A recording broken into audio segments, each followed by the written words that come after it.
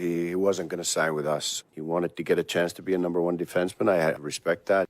Sabres general manager Jarmo Kekalainen talking about now departed defenseman Bo Byram, who was traded to Chicago last night. The details of that trade are up at our website, WGR550.com. And that was not the only bit of news we got today, as the ship does appear to have sailed on Alex Tuch. I don't think at this point that we've come to any point in our talks that would indicate that he'd want to sign with us.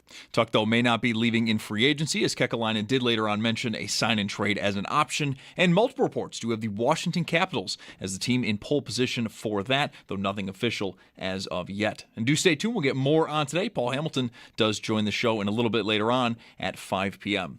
Over to the World Cup, though, it is a very busy day as the group stage play will begin to wrap up starting this afternoon. Group E is going to start the day in the next few minutes. Bosnia and Herzegovina take on Qatar, while Canada faces off against Switzerland. At 6, it's Group C, Morocco versus Haiti, and Scotland versus Brazil. Then at 9, Group A, Czechia versus Mexico, and South Africa versus Korea. We'll know the top 2 finishers in each group after these next couple of days. We won't know the official knockout stage until Saturday, when we know where all the third-place finishes are and who advances to the knockout round. Then in baseball, Bisons do trail Iowa 8-3 in the 5th. That game is over on our sister station, the Bet 1520. While in the majors, Cubs up on the Mets 6-3 in the 6th. The Yankees are at Detroit at 6:40. Then at 7:07, the Jays, they host Houston. That's your Paddock Chevrolet Sports Update. Paddock Chevrolet with you for the extra mile since 1935. I'm Zach Jones for Western New York's Voice of the Fan, WGR.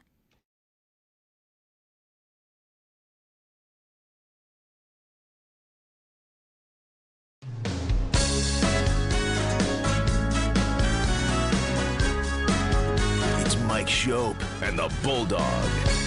Uh-oh. Guess what day it is? Guess what day it is? Huh? Anybody? Monday, Tuesday, hump day is halfway. It's Mike Schopp. Mike. What day is it, Mike? And the Bulldog. Hey, guess what day it is? Oh, come on. I know you can hear me. It's Mike Schopp and the Bulldog. Guess what today is? It's hump day. Woo-hoo! On WGR. Hump day! Sports Radio 550. I was thinking about if I would be mad or jealous in the Sabres drought era, which really has just ended. Yeah. If all this action were happening and we were just sort of in a lonely state, sitting out here, on a patio, on a deck, kind of like watching everything go by. Kind of like it almost always was here, even when the Sabres were not terrible. Yes, but at least there was the occasional, if not constant, complaint that, remember when hockey was fun and there were trades and now there aren't any? Because there are trades. It's like heavy action yesterday. Kind of nuts, yeah. I mean, one of the first things I saw this morning when I woke up was a tweet from longtime hockey commentator Jeff Merrick that said, "This is the craziest trade deadline ever." Yeah. Okay. It is. I think it goes hand in hand with what is happening with some of the players. I think the players are – we talked about this the other day, I think. Yesterday, They're getting more empowered. Like it's less of a scarlet letter if you step out of line. Like hockey players have traditionally been sort of, I don't want to put my head up above the horizon here because I'll seem selfish or needy or something, right? So just go with the flow. I'm just here to try my best, go team. And guys are, I don't know if it's beginning with Matthew Tkachuk a few years ago when he wanted out of Calgary, but his brother just did the same thing. Bowen Byram ostensibly just did the same thing. Just said, I don't know that he picked his spot necessarily, but that I'm not going to resign. We went through this with Reinhart. Like, guys are feeling, I think, the more guys that do it, the more the realization is that, like, life goes on. Yeah, those fans may be mad at you, but whatever. I'm gonna do what I got to do. There's so much to say. Yeah. Yesterday for me, it was Kyrou, where I sort of had a light bulb moment. Like, why would you do that? I mean, what is the incentive for the Blues? They just don't want the headache. They don't want the cost of a guy that's I mean, he did have a down year, as you said, Yep. but I think there are sort of like non-stat-based factors that somehow have incentivized teams to just move on fast. And Byram is a great case study in this because really, how long ago did we first hear that maybe there were loggerheads with him? Like 2 weeks ago, if that. You know, there was always speculation. The season ends and like, what are you going to do here? But then it became he wants to leave. And there's a lot of luck in this. I think Kevin Adams would maybe say this. The timing was, I think it seems, ideal in this move for what the Sabres just did as a team, for what Byram just did as a player. I mean, a year ago, I just would have driven him to the airport to get a fourth-round pick or something. Just, I don't want to have to pay this guy. His numbers are terrible. Can I just be done? And then a year went by, and they had 109 points and a playoff round win and everything else, and he was a big part of the success. So apparently he was ready to move on, and here he is today talking about how Chicago, or somebody is saying on his behalf, like Chicago, he always wanted to be there. Yep. And then you have Chicago's kind of like a moron team. Right. So Right. then it's just perfect. And you also have today, there's a lot to unpack. Kekalainen said today, I was trying to convince him all year. Right? He said that about Byram. To stay. I wanted to sign him. So when he said when the season ended how much of a priority Byram was, I think he was playing cards with the other GMs, because I think he probably would have already had a sense that Bowen Byram was going to want to do what he ended up doing, which is go somewhere where he's going to get paid $12 million a year to be a number one defenseman. But yet Kekalainen, I'm guessing, because you shouldn't make a habit of telling people your objective is to do a thing that you already know is unlikely to happen.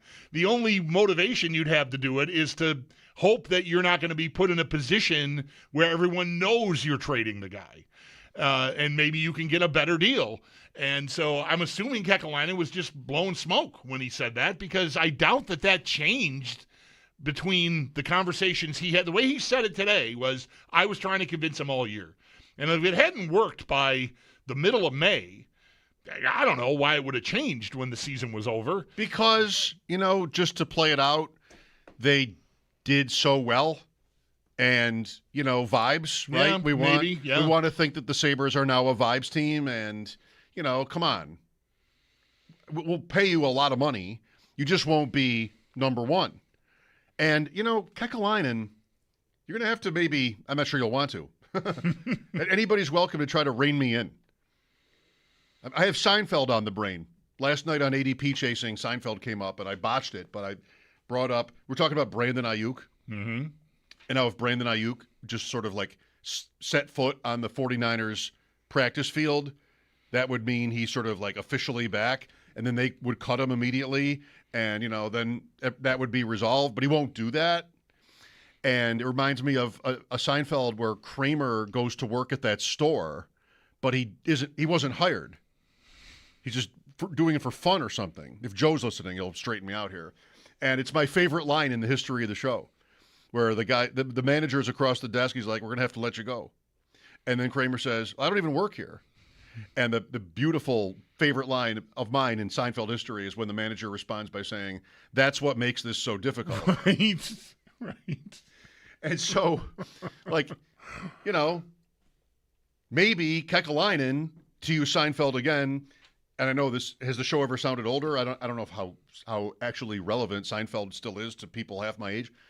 But there's also a Kramer storyline where it's Elaine's boyfriend, and he's a psychiatrist, and he's in that dark room. And what Kramer is trying on Elaine's behalf, Kramer is I don't know. Kramer's trying to talk him out of going out with her or something like that. She's trying to break up with him, and she's using Kramer to do it. Yes. And Kramer's having no luck with this guy, and the guy says something like, "I want you to tell her this," and Kramer sort of hems and haws, and the guy goes, "You can and you will." And I think that might be Kekalainen. Right. Yeah, maybe. So it took me a minute, but Yeah. I feel like I'm a little bit giddy. While you're sorting yourself through that and maybe catch your breath. We're, I think, bracing for this. Elliot Friedman is reporting Tuck is being traded to Washington. Fine. Says not sure how the pieces will fit, but Tuck to Washington and signing 8 by 10.5. When Elliot Friedman tweeted an hour and a half ago that was likely to happen, I took that to mean it was going to happen. Right. By so 3 o'clock. It looks like that is happening. Yeah. Okay. So I don't know I wouldn't expect any reason to be excited about the return, but they'll get something, right? I mean, the mid-round pick is probably what you're looking at here, right? I doubt it's anything that's going to matter. I did want to ask you or Paul about one aspect of that, which is, does Tuck, as a member of the Sabres, as it is not yet July 1st, before this trade is consummated, do he and his agent get to negotiate with Washington? Like, somebody must tell Washington whether he would do it. And then if he wouldn't, then there is no trade. I'm not sure how the order of that works because it is a sign and trade is how we say it. But I think really it's a trade and sign because Washington, if they acquire his rights before July 1st, they can then do the 8 years, right? That's how that works.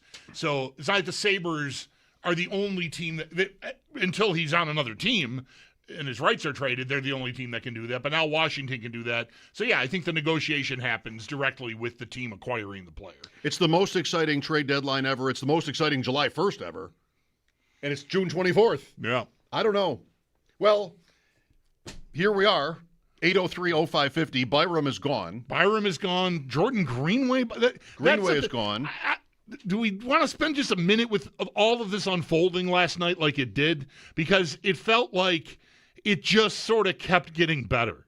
Although, I mean, the lead of it was the fourth pick was right away. The first tweet I saw involving this deal potentially happening said the fourth overall pick. Like, so that's a hell of a lead. Like, holy cow, right? And then it's like, there's more. But I thought that might be more coming back than going out. And then next thing I hear is it's Greenway. They're going to take the Greenway contract. And I like Greenway more than maybe most fans did, but still, I mean, $4 million is you don't need him. It's great at this time of the year to free that up. They need another big guy on the fourth line. Go find one later. They're out there. So that's great news. And then the guy that's coming is 6'8" and led the league in 100-mile-per-hour shots last year. Like I don't know. Like I think that's a third pair guy probably. On this team, I don't think that's a Byram replacement or anything. I don't think they have a Byram replacement in the organization currently. But it just was so cool to have a trade, sort of just each layer of it. There was no it was all just. Yeah. It was not the Confer. Yeah. There was not the Confer angst. Right, of the Zadorov or like whatever. There's going to be more here. And you sort of sit back. Yeah. So that was awesome. Yourself. So now what? Right? I mean, I right away, I'm thinking, I mean, the fourth pick, it's a great haul. I mean, I think they killed the Blackhawks in this trade. Even if Byram does become exactly what they're dreaming of him becoming, they've done great here. Because this guy was not going to be with them anymore long term. They could have rented him for the year, I guess. I think I brought that up yesterday as a outcome that I wouldn't have been, terrified of necessarily, depending on what else they did. But they keep him around. Yeah. But they don't. They do great in the trade. They unload some salary. The fourth overall pick. What? Like, I haven't even been thinking about who's at the top of the draft. The Sabres were picking 27th, and they were picking 20th, and now they're picking 4th and 20th. But for me, as valuable as the fourth overall pick is, I feel like it's much better turned into something that is immediate. Because I think as good a player as they can pick at 4, and they probably can pick a player that will be maybe even great at 4. It's not helping them right now. I doubt that guy is stepping into the NHL and playing, meaningful top. Like if they wanted to draft one of the defensemen at the top here, am I drafting Matthew Schaefer? No. I mean, that was 1 overall. I think whoever they pick will probably not help them right away. So I'm all about, all right, is 4 too much to pay for Matthew Nyes? Or is it just perfect? Do I not have add any sweeteners at all? Can I just do that one for one? Can I get Dylan Larkin on the phone? Get Tage Thompson recruited? I want to spin 4 into something immediate because as cool as it would be to have another hotshot young guy, man, my cup's pretty full in that department, and I need to now replace Alex Tuck if indeed he's gone. Which he is. He's regardless of this trade. I mean, Kekalainen slammed the door shut on that. So I got to replace Tuck and Byram now, and maybe Byram is the focus, and they feel like the kids maybe will be enough because I mean, Kekalainen is right there to mention the kids after saying Tuck. We're probably not going to be revisiting this.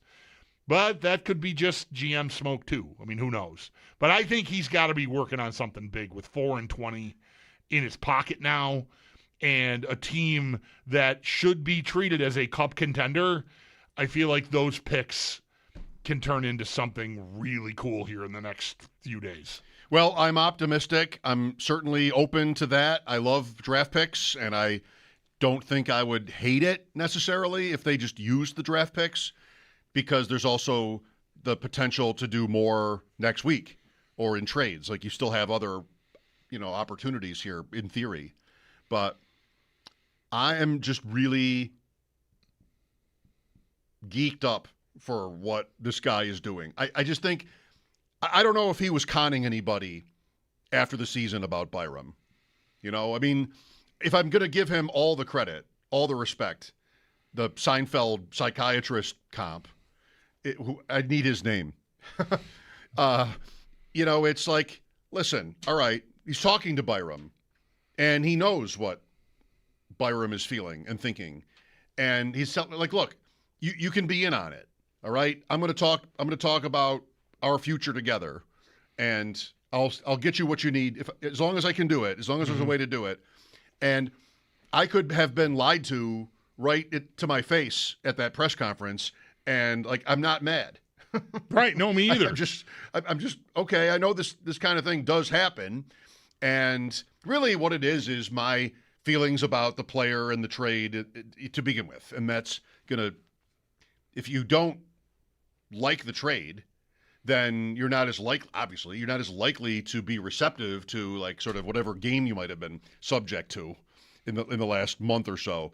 But I never got all the way there with Byram.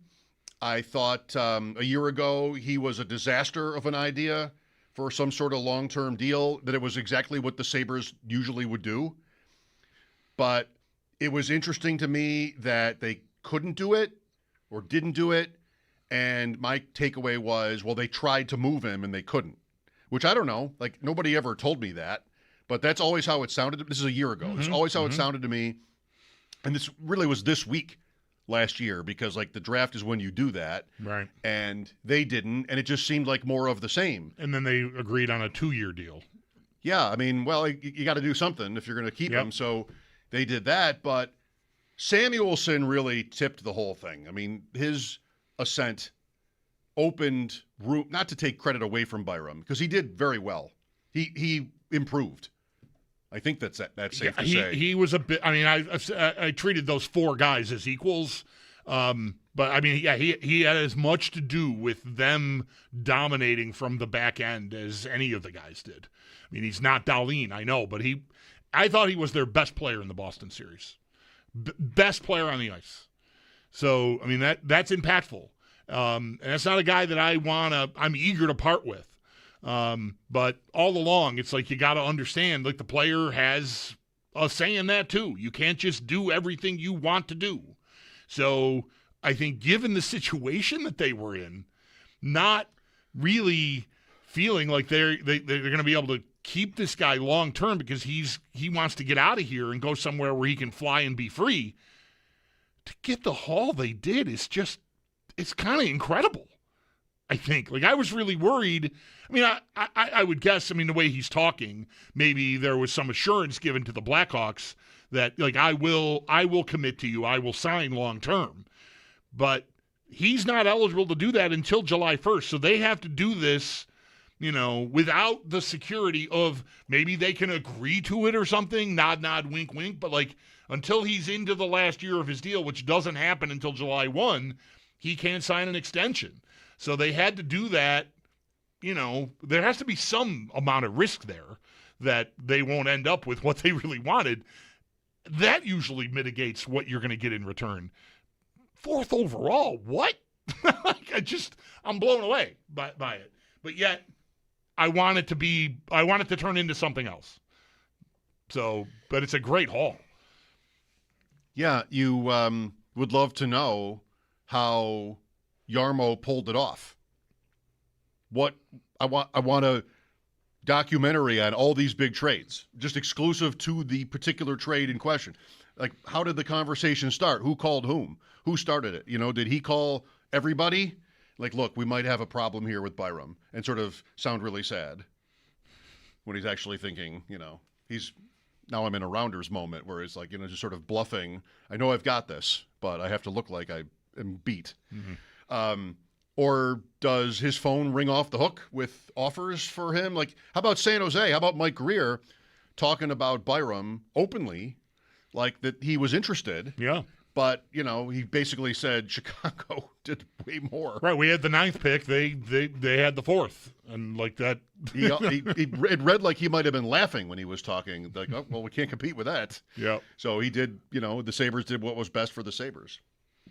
I don't know. It's really a great moment here with the draft this weekend in 2 nights, not to mention that it's in Buffalo, actually. But either way, we're right in the middle of all this. July 1st is 1 week from today, and then you have free agency. There's all kinds of more rumor stuff today. Vincent Trocheck. Mm-hmm. There's just a lot more in the air, balls in the air today. And I just wonder what fans' impression of Kekalainen is. Like, has he overstepped? Or is he now your new daddy? Is he now your hero? Is this a GM that has basically just taken over your life? I mean, I don't know. Yeah. I'm not sure of the words. I can't get all the way there yet because to me the job is not. He has not done a single thing yet to make the team any better. Well, okay. What are the odds that that'll happen? I think really good, but I need to see it first. But I'm encouraged. I think the fact that he could pull this off to this extent makes me feel like there's bigger things coming, but I'm going to need to see him because the objective this offseason should not have been, and definitely is not, to see how much I can get for Bowen Byram and can I salvage something for Alex Tuch by trading his rights at the last minute. It's got to be, making this, improving the hockey team. That's the idea here. So they now need a top 4 defenseman that I don't think organizationally they have that guy at all. Mertka might be still another year away unless he shows up and is just just out of this world. But I mean, he you can't really count on that. No, you just not as a cup contending team. You can't. And I sort of feel to an extent the same way about. I want room for kids, but I don't want to just open the door wide and say, "Come on in, I got spots for all of yous," because I'm gonna need some veterans, I think, here. So I'm very I'm not at all upset with Jarmo Kekalainen or down on him, but the job is nowhere near done. Find a Willy Wonka meme where he opens the door and all the kids run in. That's the Sabres opening the door to the 2026-27 season. Come on in. Yeah. I mean, I don't want to say the easy part is done, but dumping guys is always easier. Is easier than pulling guys in that you think are going to improve the overall here. That's the meat of the job here. Well, I haven't yet really dug in on the 4th overall pick options. And I don't know, maybe something will happen before I get to it. Right. That's right. Because don't rush. I didn't expect it to be a big topic. 803-0550 for your thoughts. Yesterday we had Hellebuck. I guess that could still be a possibility. Now we have the Byram trade. Tuck is traded, not officially necessarily, but reportedly, to Washington, so that's over. And whatever else comes along. How much faith do you have? I am teeming with it. I am oddly, very strangely, teeming with faith in all of this. But I'm gullible. I'm naive. I'm an easy mark. I do get like this. Here's proof. Sometimes I do. I am also excited because I like the potential for him to get done what needs to be done, but I can't stand and applaud and take my hat off. They have to do the rest of it first. Yep. Lines open for your calls. We'd love to hear from you. Chad DeDominicis, Paul Hamilton today, experts on the subjects.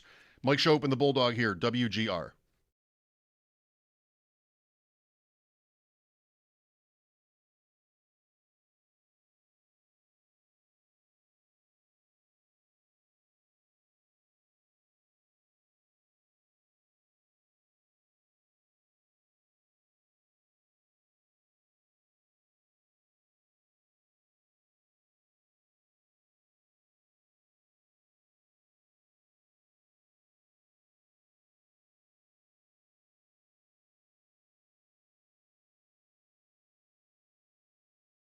For more comfort. Now's the perfect time to make yourself comfortable with a new electric heating and cooling system from Belknap. In Western New York, summer and winter bring extreme temperature conditions. Make yourself comfortable with Mitsubishi electric heat pumps, designed to keep your home cool in the summer and warm in the winter, no matter how hot or cold it gets outside. Call Belknap today to learn more. I'm Gary Garfield, president of Belknap. We work on your schedule.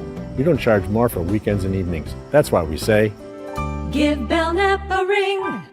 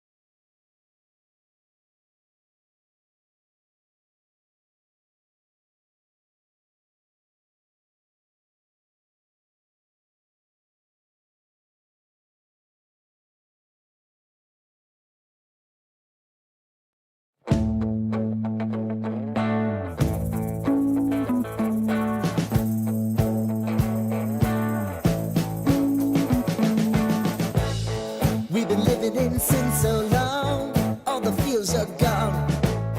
Fella stopped me on the street last night, said everything's alright. Roller coaster, make it through the day upright. It seems your meal ticket is gone, but life goes on. I could never imagine something better. Yeah, right. Now you're cooking on high heat in the middle of the street. Roller coaster, take me to a better time.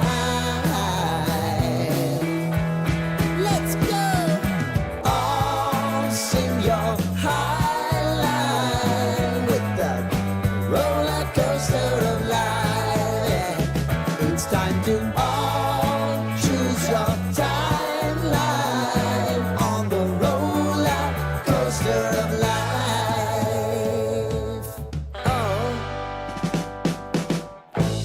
You seem to easily forget how to place your bet. When everyday life gets you down, you gotta steal the crown. Got to own it.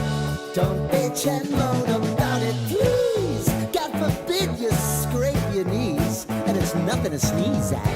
Oh, I've told you over and over again. You gotta get both hands around it and make your own plans. Roller coaster, it's taking over. It's about time.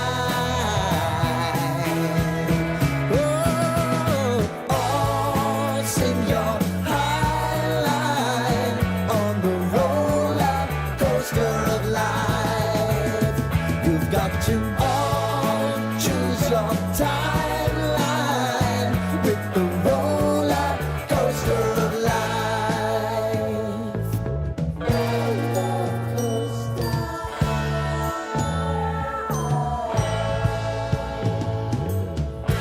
I want to go down the rabbit hole, down the rabbit hole of life.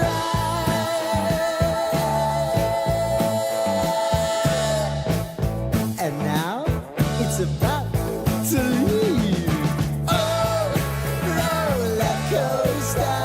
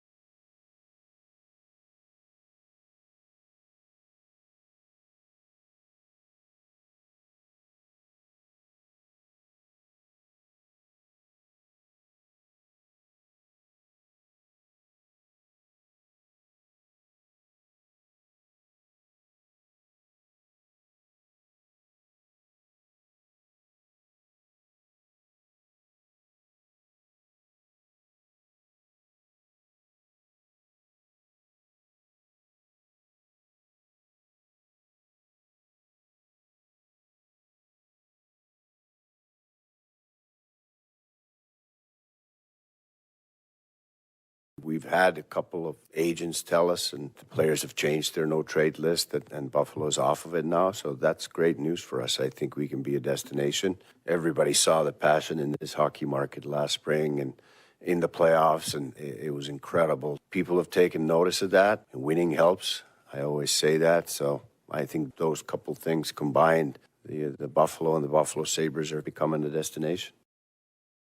Jarmo Kekalainen. Well, okay. You'd like to hear that. Chad DeDominicis expected Buffalo coming up in half an hour. Paul Hamilton an hour and a half away. Is Dylan Larkin one of the people who've taken you off their no-trade list? That would be pretty appealing to me. I want to have, in my life, some kind of list like that and be able to change it anytime I want for any reason. Well, go ahead. Yeah, what should I make it? What's stopping you? I used to have the idea of a Friends Hall of Fame. Okay. In my basement. This was my late friend Dean and I hatched this beauty of an idea. The Friends Hall of Fame. And then every year you have a ceremony and induct like 3 friends. Yep. Nothing like some of these halls of fame that have like 15 people every year because they have to afford a dinner. Like I don't need a dinner. I just want to do it right. Well, your wife, you do it yourself, or you and your wife could get together and just make a list of places you definitely don't want to go on vacation. No fly zones. Like, I just thought, no visit zones. I'm not interested in going there. Just start a list. It's kind of significant who you pick first. I don't want to be too harsh. I have an easy 101. Can it be a place you've already been to, though? It shouldn't be a place you've already been to. No, that would be that to me would be disingenuous. Who is on your no-trade list? For me, like vacation, it just simply is I'm never going to go on a cruise. All cruises. I'm never getting on a cruise ship. Which I love. It is not going to happen. I just don't. I love cruises. It doesn't feel good to me. I mean, potentially. I have no idea what it really feels like because I've never done it. I just don't want to be stuck on a ship in the middle of the ocean with a bunch of people I don't know. You don't have to go alone. You don't have to go alone. No, well, I know. I would hope that I didn't spend that much time on my last cruise with people I didn't know. I hope to vacation with my wife, usually for the rest of our lives. I just don't want to. No thanks. So well, that'd be easy for me. I'm not here to talk you into cruises. Yeah, good. But I think I would have some success at it, just for all the things that I loved about it. But that doesn't mean you would. No, that's right. It's completely irrational. It's the boat. Freely admit. Yeah, no. The hotels should not float. That's it. So Bottom line. I'm a little freaked out about the whole thing. I mean, I know physics and whatever. I just don't want to do it. Anyway, we need to stop. What is there's so many different things to talk about right now. What is tops I think it's got to be that Byram is gone already. And I'm not here to really plant the flag on that because I wanted him gone a year ago. Like, I didn't really ever like this player. And then this year, the team was so good, and he was a part of it, and you didn't hear me railing on him. It's a big hole. I mean, if I'm going to sit here for the back half of the season, or so, the last 6 months or more, and describe Samuelson, Dahlin, Power, and Byram as a 109-point division-winning team's superpower, that's a hole. I've removed 1/4 of the superpower from the organization, and I don't have an heir apparent readily at hand.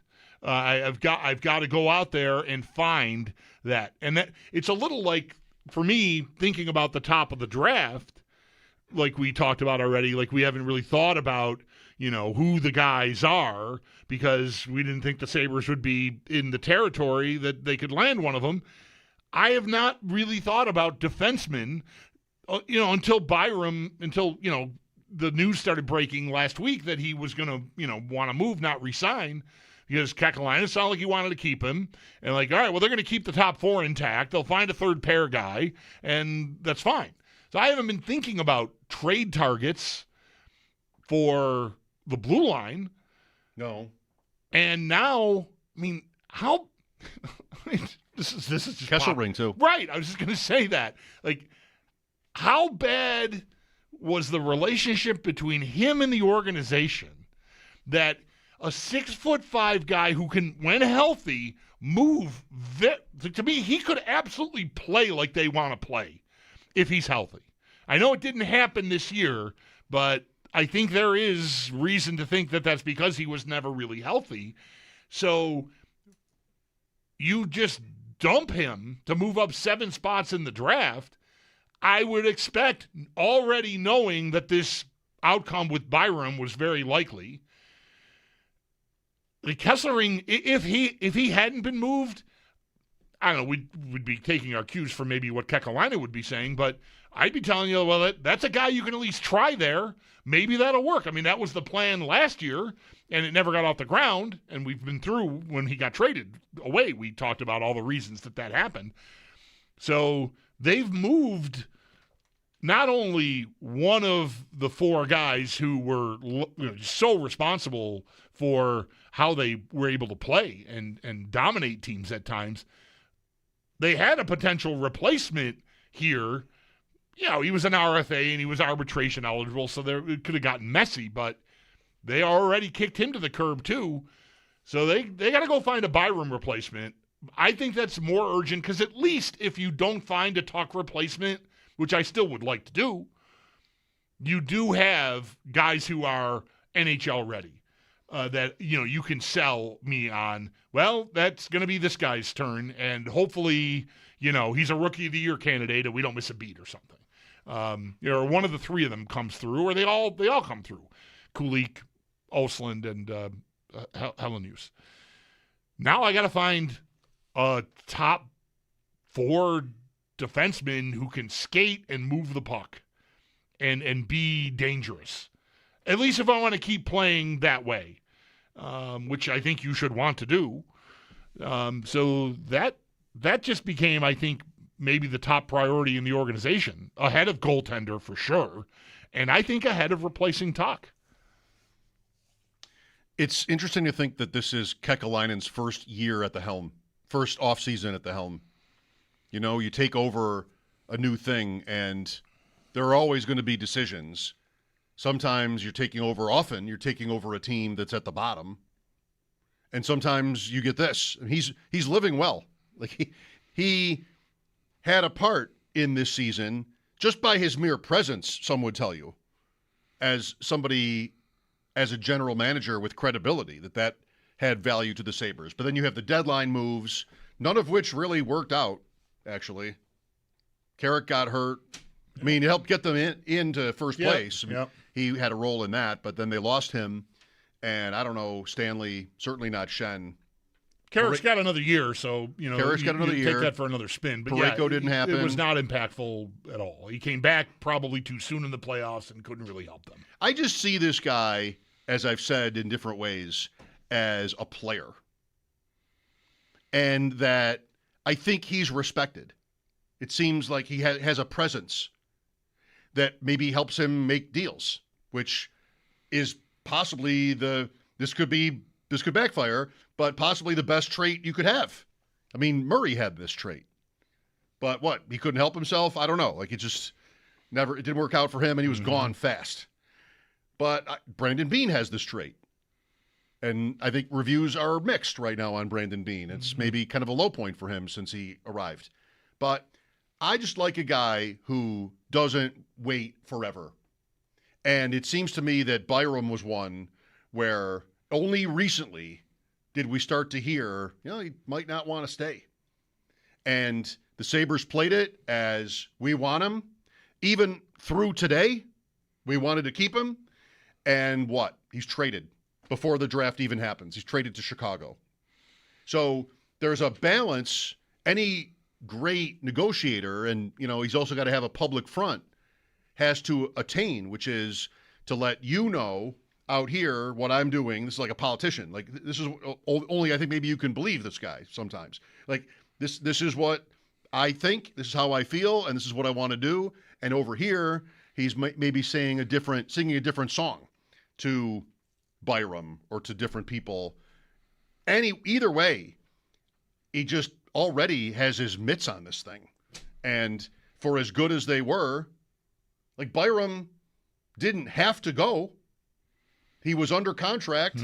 They won the division. They won a round. He was a big part of it. But, anyway, you're gone.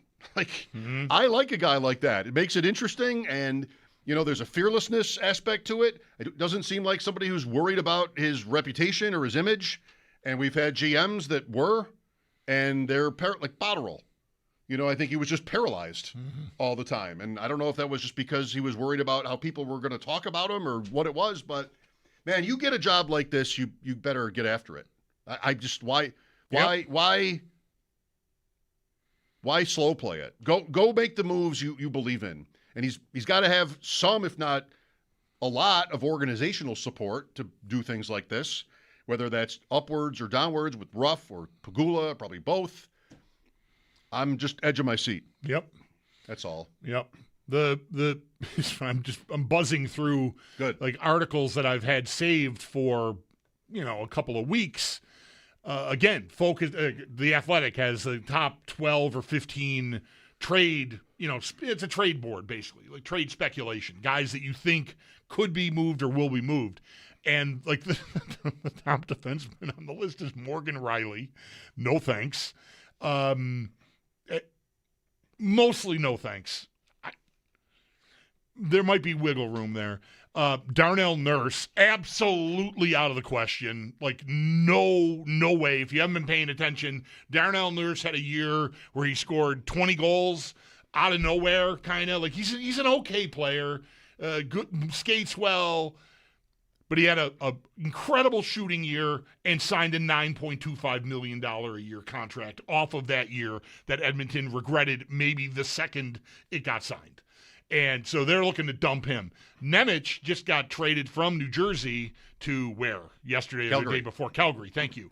That's gone. Like, that would have been a guy that I would have said, like, target him. Young, moves pretty well, could have been a Byram replacement. But that's gone. And beyond that, like, there's not a lot. I mean, there's not a lot. So, that Colton Parayko's down the list here. Mason Lohrei of the Bruins is on the list, but that's not a big point producer. Parayko really wasn't last year at all either. I don't know. Maybe they can revisit that and get him to waive. I don't know.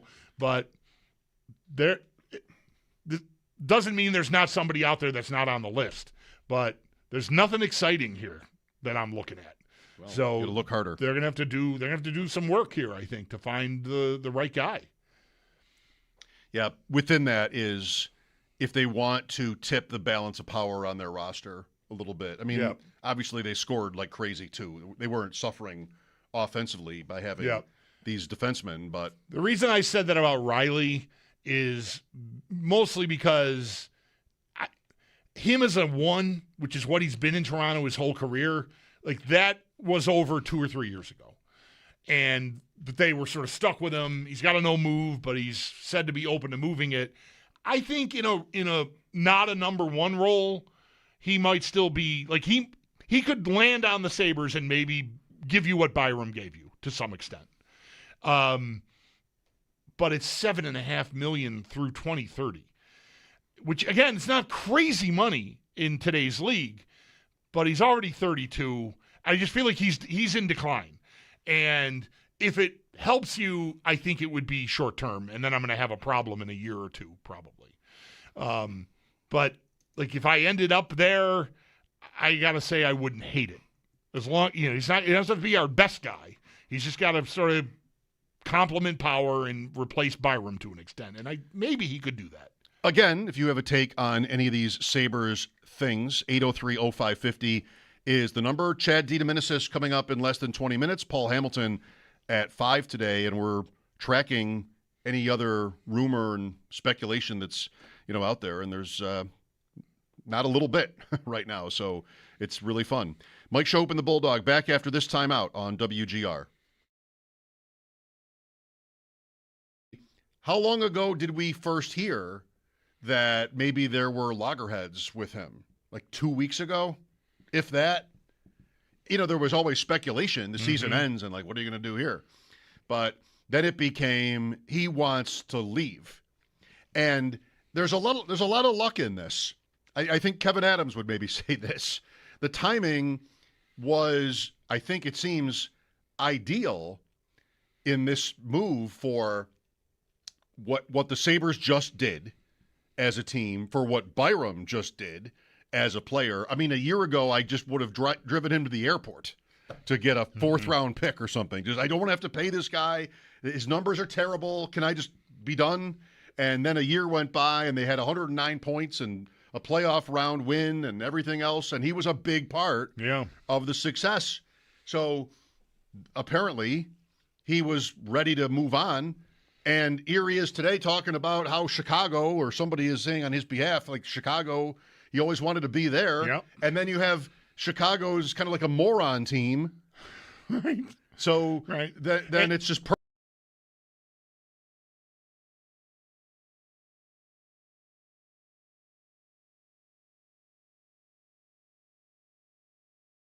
giddy. While you're sorting yourself through that and maybe catch your breath. We're, I think, bracing for this. Elliot Friedman is reporting Tuck is being traded to Washington. Fine. Says, not sure how the pieces will fit, but Tuck to Washington and signing 8 by 10.5. When Elliot Friedman tweeted an hour and a half ago that was likely to happen, I took that to mean it was going to happen. Right. By 3 o'clock. It looks like that is happening, yeah. Okay. So I don't know what I wouldn't expect any reason to be excited about the return, but they'll get something, right? I mean, the mid-round pick is probably what you're looking at here. I doubt it's anything that's going to matter. I did want to ask you or Paul about one aspect of that, which is, does Tuck, as a member of the Sabres, as it is not yet July 1st, before this trade is consummated, do he and his agent get to negotiate with Washington? Like, somebody must tell Washington whether he would do it. And then if he wouldn't, then there is no trade. I'm not sure how the order of that works, because it is a sign and trade is how we say it. But I think really it's a trade and sign, because Washington, if they acquire his rights before July 1st, they can then do the 8 years, right? That's how that works. So it's not like the Sabres are the only team that until he's on another team and his rights are traded, they're the only team that can do that. But now Washington can do that. So, yeah, I think the negotiation happens directly with the team acquiring the player. It's the most exciting trade deadline ever. It's the most exciting July 1st ever. And it's June 24th. Yeah. I don't know.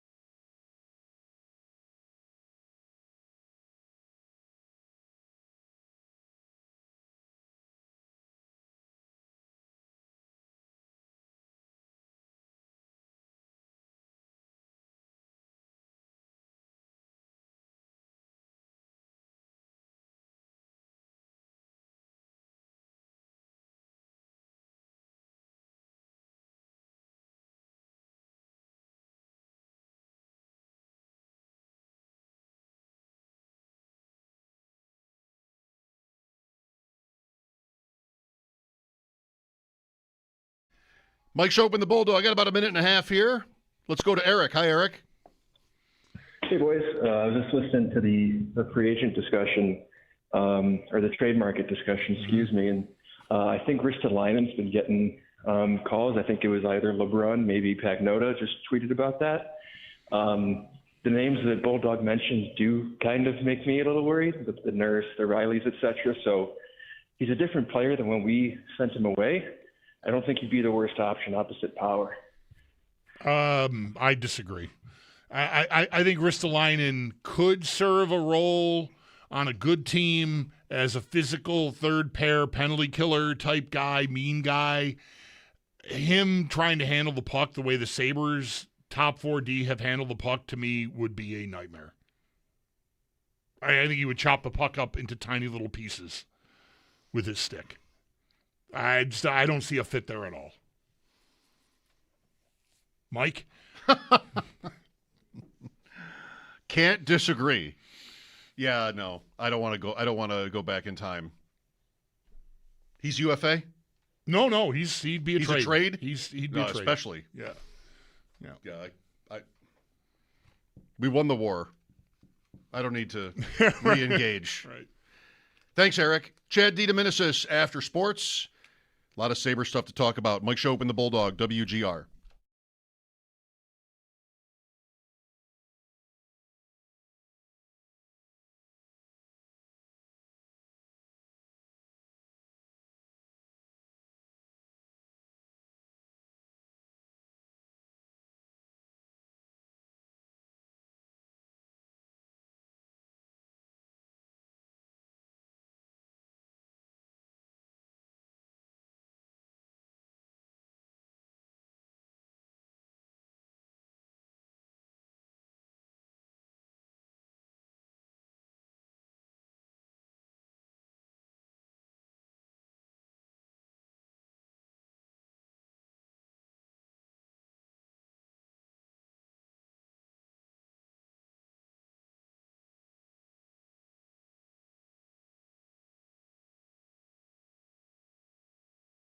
Not really thought about defensemen, until the news started breaking last week that he was going to, want to move, not resign, because Kekalainen sounded like he wanted to keep him.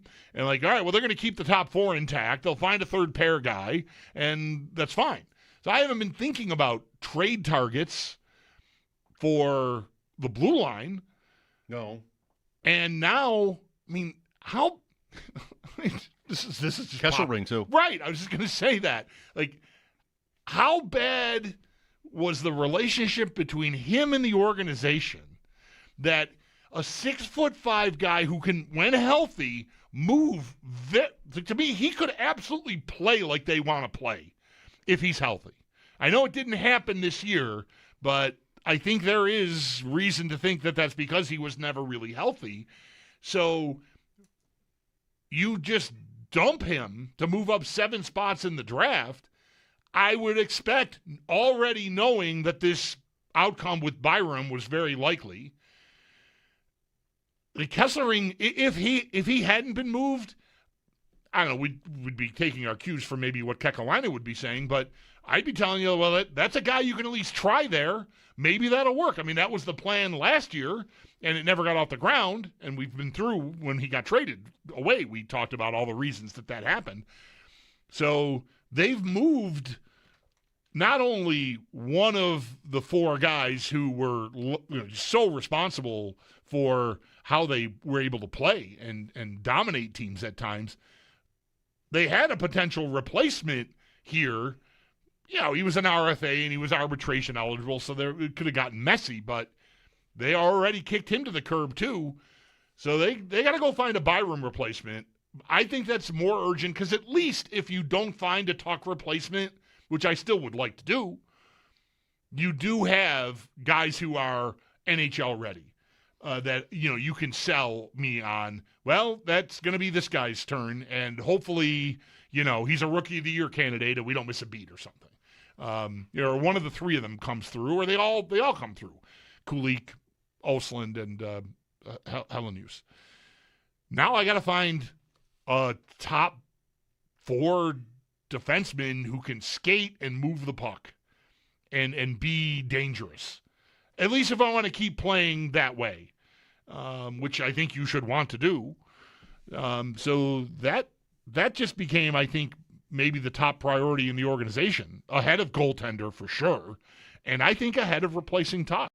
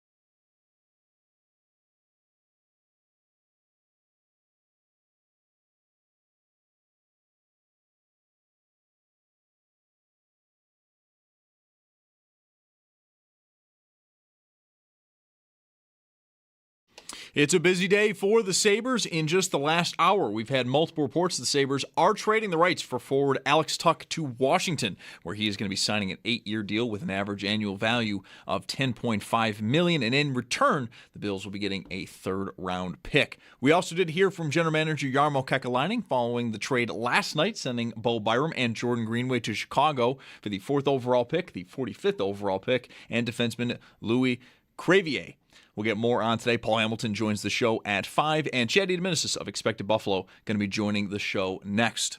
In soccer with the World Cup, it's a very busy day. We've got Group B underway. Canada and Switzerland are 1-2 in that group, and that game for them is scoreless at the half, while also at the half, Bosnia and Herzegovina, they lead Qatar 2-1. At 6, it's going to be Group C, Morocco versus Haiti and Scotland versus Brazil. Then at 9, Group A, Czechia versus Mexico and South Africa versus South Korea.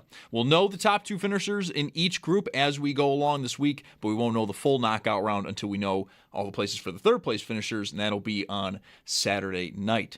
Then over in baseball, Bisons trail Iowa 18-9. That game is in the 7th and can be heard over on our sister station, the Bet 1520. While in the majors, the Cubs do take down the Mets 10-3. Yankees at Detroit at 6:40. Then at 7:07, the Jays, they host Houston. That's your Paddock Chevrolet Sports Update. Paddock Chevrolet with you for the extra mile since 1935. I'm Zach Jones for Western New York's Voice of the Fan, WGR.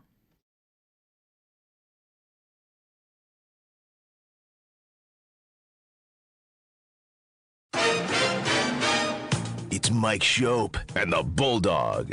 They have this Panther sound effect that is just the cheesiest, stupidest sounding thing. Big voice guy going, Panther goal scored by Sam Reinhart. Where'd you get that thing? I trapped it. Been keeping it in my bathroom at the motel, feeding it old pizza. It's Mike Schopp. If you're calm, that wondrous big cat will be calm too. But if you're scared, that beautiful death machine will do what God made it to do. Namely, eat you with a smile on its face. And the Bulldog. On WGR, Sports Radio 550. Alex Tuch, his rights traded to Washington. Farewell, Alex Tuch. Bowen Byram last night traded to Chicago. They're tearing it down. Starting over. Finally a good team, and they're tearing it down. Greenway. Tage Thompson's next. Greenway. Look out, Thompson. What about the Grit? No. Although somebody's probably there, or just worried that there won't be reinforcements. With us now on the West Shore Hotline is not somebody who probably is panicking over the start to this particular phase of the offseason. Chad DiDomenicis expected Buffalo. Am I right in assuming, Chad, that you're not looking at these departures, Tuck and Byram, as panic-inducing moments? No, not yet. We have a long way to go before people head to their cottages, so we're good for now. Right. Well, how heavy of a lift do you think there is? I just admitted within the last half an hour or so that I hadn't spent a ton of time thinking about defenseman ideas until we learned that Byram wasn't likely to resign when Kekalainen talked about making him a priority and wanting to commit to him long term. They're like, okay, they're going to keep the band together. The superpower will be intact, but now there's a pretty big hole there, and I don't know. I'm not impressed with the list of guys that are thought to be available. That doesn't mean there aren't better ideas. What do you think about the lift they have to replace Byram? Yeah, I mean, finding a top four defenseman is never easy. For me, I'm a little bit more familiar because my approach, I think we talked about this before, going into the offseason was getting a little bit more depth behind that in case you didn't get a Byram contract signed or Byram or Samuelson fell back to earth on you a little bit to solidify. Now we're in a different situation where you have a hole that you now need to fill. Free agency, there's not a lot of significant options there. The best one seems to be John Carlson, and by all accounts, he's going to be going to Tampa Bay at like 12:01 on July 1st. He's going to be one of those guys. And then beyond that, there's not a lot there. There's some guys you can try to make work, and you hope that Owen Power can pull him up, or maybe they just go with Crevier as the guy that they put into that top four role, and hopefully Power can help, and you're okay. Yeah, I mean, there's a couple guys that got kicked around. Adam Pelech has an idea from the Islanders. I know there's some talk that he could be available because they're pretty full on the left side of their blue line, so maybe he's an option. But yeah, I mean, it's never easy. And then you might get yourself caught in this game of what they try with Kesselring is, getting a guy who's played mostly third pair minutes, and then you try to scale him to top 4 minutes, and it doesn't always work. And again, maybe Crevier is the guy they're going to try this with because he got some difficult minutes in Chicago, and maybe they think it can work.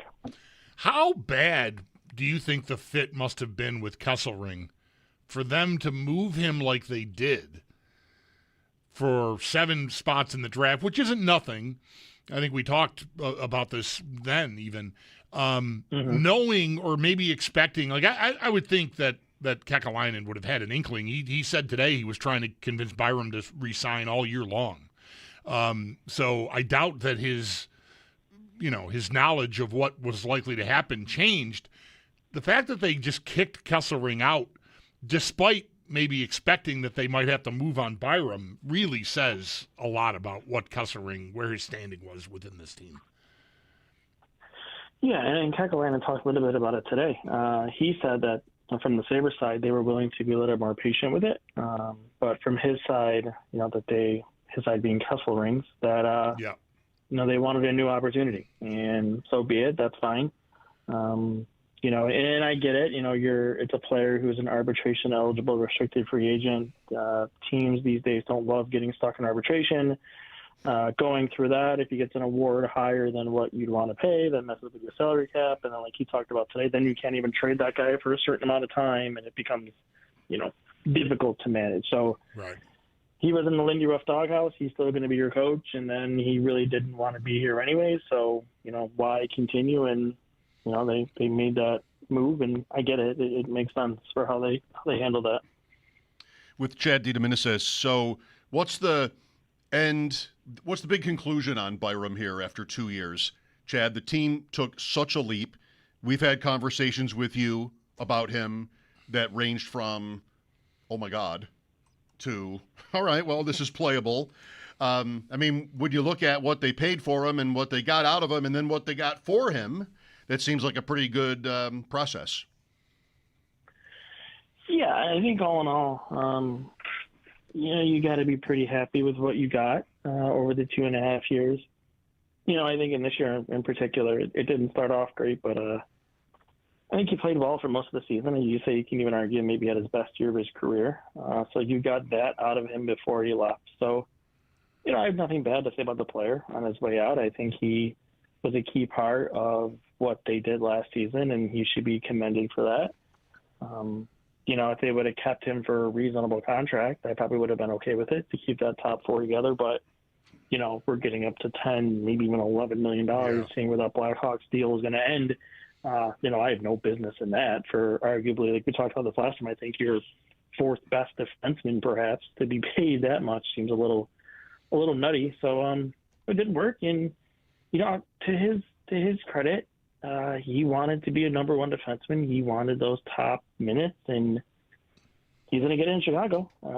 Best of luck, and he's getting what he asked for, and, we'll see how it goes for him. Yep. How about how much did the fourth pick being involved in that trade, being a part of the return, and Green, did your brain kind of short out last night when you found out Greenway too? Fourth overall for Bowen Byram. I like this player a lot, and I think he did I thought he was their best player in the Boston series myself, and it's just an opinion.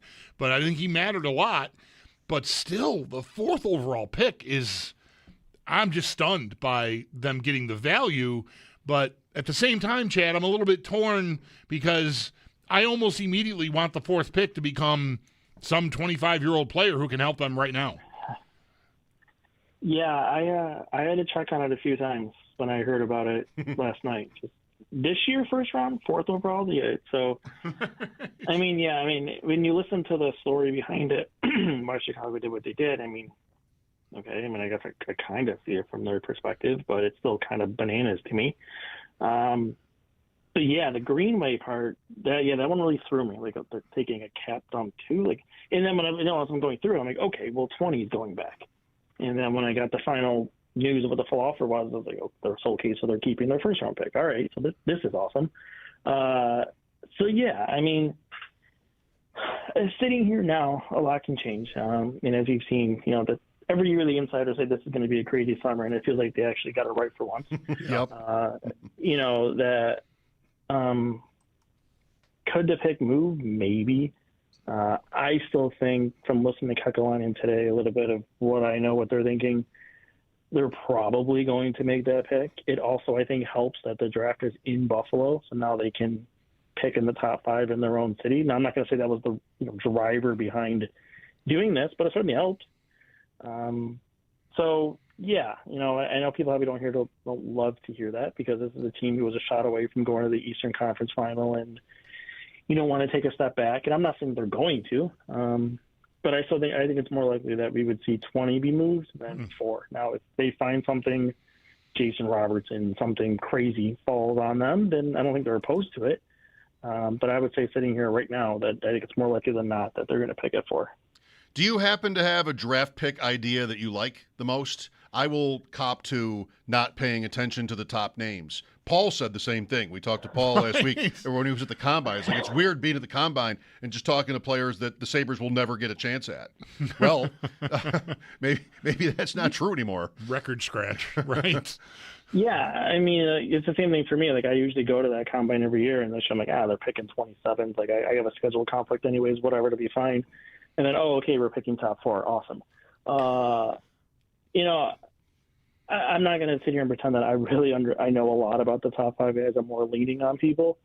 Chase Reed, the defenseman, is maybe the one I'm most familiar with. I really liked him during the World Juniors this year. 6'2" right shot defenseman. There's some things in there that you can question defensively, but I like him. On our site last night, was part of the article stuff we put out. Vigo Bjork was somebody that Austin, who's a draft guy on our site, really likes. He's a shorter, smaller centerman, but he's fun. He's very, very good. That could be a good one. But there's Caleb Malhotra if he makes it, but it seems like he's going to Vancouver at 3. Realistically, it's weird. Whenever the Sabres are in this spot at 1, they draft the defenseman. Now they're sitting here at 4. And how the board's going to go, if it's going to be McConnell going 1, and then Steamer going 2, and then Malhotra 3. Well, you're going to be sitting there with a bunch of defensemen looking you in the face. So it's going to be Reed, it's going to be Carl, there's a couple other guys. Albert Smith is a guy I like from Austria. Maybe Latvia, one of the two, I can't remember. But, they're going to have a defenseman staring them in the face again, but, yeah, maybe they do go forward. We'll see.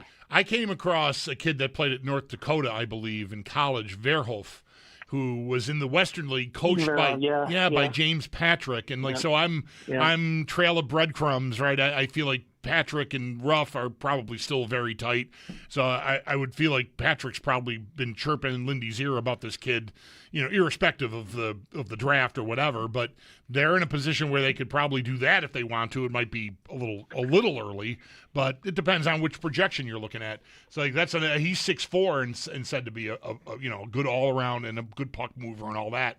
So I wonder about that. I would think they probably have as much background as you could need on a guy if they want it, because of the relationship Ruff has with James Patrick. Yeah, for sure. Like I said, there's a lot of guys that can go there, and really, I'm not going to be mad at the pick. I know if it's a defenseman, it's kind of an eye roll. Like, okay, another high defense pick, but pick your best guy on the board. You look at some of the draft picks they've made in the first round the last few years. It's hard to dispute with them hitting on those picks. So if they think that guy's the best on the board, then I'm going to believe in that.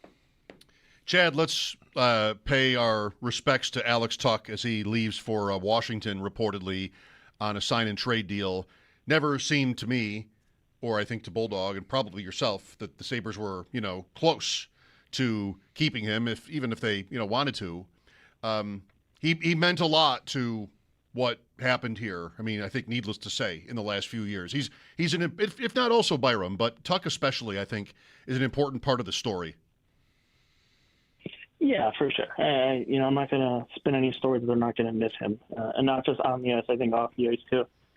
I know a lot of players in that room looked up to him, and even some of the guys in their leadership group leaned on him a lot. So that's going to be a big loss, and it's something they're going to have to figure out how they're going to deal with that. They'll have to have internal guys step up and, on and off the ice too.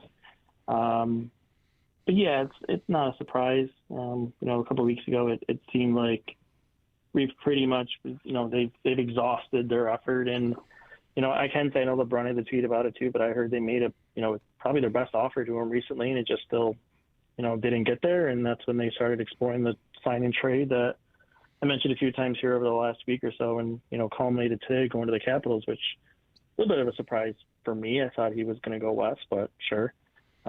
Washington it is. So, yeah, you got to figure out a way to replace that for sure. That's production, and you have some guys internally, some younger guys. I would like to get a veteran there to maybe replace that and not just lean so much on younger guys.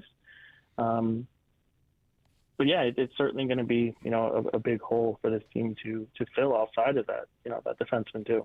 So you've already said you think that they'll pick at 4 rather than put that in something really big here between now and Friday night. Then I don't know where will they go? Do you think they need to? I feel like the Byram hole's the bigger hole is what I want to say here, because at least the forwards, I'm not eager to just say let the kids do it either. I'd like to have a man that can grow a beard replace Alex Tuch. But there are at least reasonable candidates, I think, that you could hope could do the job / expect. Whereas on D, they just don't have a ready-made dude at all, really, unless Mertka hits some sort of accelerator in his development, which I've not heard anything about. I think that's the bigger hole. So, I don't know, how armed and ready are they to do that? Is you said 20 maybe is a good asset anyway, and maybe they can do that. Do you think they have a big move in them is basically what I'm trying to ask you here. Yeah, I think they got one more. What that's going to be is going to be difficult. I agree with you that I think the defenseman is a little bit more difficult to replace, and that'll probably have to be in the trade market. I mean, for forward, there's not a lot of great free agent options, but if you wanted to dip into it, you can. There's Zuccarello, there's, some other guys. If you wanted to go there for a year to kind of pull you along, you could find that too. That won't kill you on the cap. There's some options there from a free agent standpoint at forward. But yeah, defenseman, they're probably going to have to make a trade. I think they can, I don't want to be crazy in a sense, but really I think they could do whatever they wanted. They have the assets to be able to play in any sort of game as long as a player wants to come here, of course. They can get any conversation they want. So, we'll see. It's hard for me right now to box them into what I think they're going to do. And I think you're right. They have nothing behind them, and Mirka for sure isn't an option there. I wonder if they pick a defenseman in the top 5 that makes Mirka more tradable. I mean, they basically almost traded them twice at the deadline, so I wouldn't be surprised if they do that again here. I mean, they have the pieces to really do whatever they like, and I'm confident they're going to do one more, whether that's a forward, a defenseman, or even a goaltender. It's hard to pigeonhole them right now to figure out where they're going to go. There's been some chatter today connecting them to Vincent Trocheck of the Rangers. I'm not sure. I feel like that's a Ryan McLeod, Sam Carrick spot, and I know. I guess you could divest yourself of McLeod, I suppose. I don't really see a fit there. Do you? No, I think you're going to pay a lot for duplicating skill set. Right. No, he's just not the guy he was a few years ago. There's still a few years on that contract. I don't remember how old he is exactly, but the production was there this year with the Rangers, so I get that part of it. But just, I don't know, am I going to pay a hefty price for a guy that only thing different he gives me than what I have is he wins more faceoffs? Like, I don't think it's worth to pay enough for it. I think you're then, I don't know, you're pigeonholing into a weird spot, and I'm certainly not going to give up McLeod to get him. I think McLeod's, better suited for this team than Trocheck would be. I have significant concerns about his foot speed slowing down in this system on this team. So I hope that's not what their plan is. Same here, yeah. That's a bad idea. 32 years old, 5.625, runs through 2029. That's the contract there. So I'm a hard no on that. Okay. Yeah, same for me. I never really liked that idea in the beginning when it was brought up. Couple of quick ones if you have time, Chad. What about goaltending? What do you think they want to do? Leave it alone? It's tough. Listening to Kekalainen today, you would say that they're probably going to leave it, but I don't know if he's just playing the game or he's really okay with that. Yeah. I know that they were on Hellebuck a little bit, or at least had discussions. It's possible they had discussions and then it's nope, not going to be able to do that. And, they decided they're just going to keep their goaltenders. That's very possible. Things can change. I think I'll sit with they're probably just going to go with their group they have sitting here right now. And I'm okay with that. We've had conversations on that. I'm fine. I don't need to pay the big assets. I mean, the argument I could make for it now that I touched about in the article I did when we knew Byram was going, well, if you can't replace Byram and you can't replace Tuck, what is one thing you can do? Well, you can get one of the best goaltenders in the league to kind of cover up some of those holes for you. Yep. So that's the way to get around it. So I could understand that logic of it, but we'll see. It again kind of seems like if Hellebuck's going to go, Florida's back in this now that it's going to be, okay. So he's going to end up going to one of those 3 teams that all these American guys want to go to at the end of the day. So, right. Yeah, we'll see. Yeah, the way you described the goalie move, if there were to be one, is kind of how I hope they are viewing it. Like, can't do this, can't do that. Well, we got to do something. Well, we're a couple. Okay, let's do that then. And I know that's not great process, and of course they would never tell us that was actually the process. But I would hope that they are prioritizing the skaters more than the replacing the skaters more than the goaltending. Myself, so. I agree. Chad, one more for me. Kekalainen, just in general, your experience covering him, writing about him, and just watching the changes with the Sabres in the last year or so. I'm ready to devote with this. I love the sort of his persona, and he's active. And we have this. Here's Bowen Byram, who was excellent on a team that just shocked everybody and restored the Sabres' dignity, if you will. And okay, he's gone. I respect that. I know there were reasons. So, and he wasn't my favorite player anyway, as we talked about. But what is your vibe on Jarmo? Yeah, very straightforward. He'll tell you what he's thinking. That was always the kind of the vibe I got from talking to people in Columbus, even when they hired him as the advisor. He will tell you what he thinks. He will tell the players what he thinks. And we're seeing that play out. I mean, I think we've seen that today on Tuck and Byram. He was very honest on both of those situations. So that's always good because then you can really know what he's thinking. He's not, and that's why I get away from I don't know if he's really playing the game on goalies because he doesn't do that. He just tells you what he thinks. So yeah, that's good. And he's going to take his chances. He's going to take his swings. You're not always going to hit a home run like maybe he did with Byram. You might take a big swing and it might not work out, but I'd rather take those cuts than kind of sitting on your hands and hoping and praying you get some, money ball stuff to work for you. So, right. I think it kind of cuts both ways. I think he's a very analytical guy too. So that plays to my, side of things, of course, which is good. I think he truly is trying to look at this team in the short term and the long term vision. Because you remember a lot of, last season when he talked, he always said, yeah, this team is doing well, but he always threw it in. There's still a long way to go. Mm-hmm. And I think he's trying to take that look too. Maybe the Byron thing is part of that. We're gonna do a move for the future, but we're also going to use some of these assets to improve in the short term too. So. I think we'll see that. You just alluded to like maybe Hellebuck ends up in Florida and on one of the three teams that all these American guys want to end up on. How much of a problem, if any, do you think the league has in this department with guys like calling their shots? I mean, this is how the NBA and the NFL have worked like this for many years. Hockey players generally stay in their lane, but I think once they started peeking their heads up and forcing things, I think they realized the fallout's not that hard to live with, and it really maybe it doesn't even exist only in the city that you've spurned, right?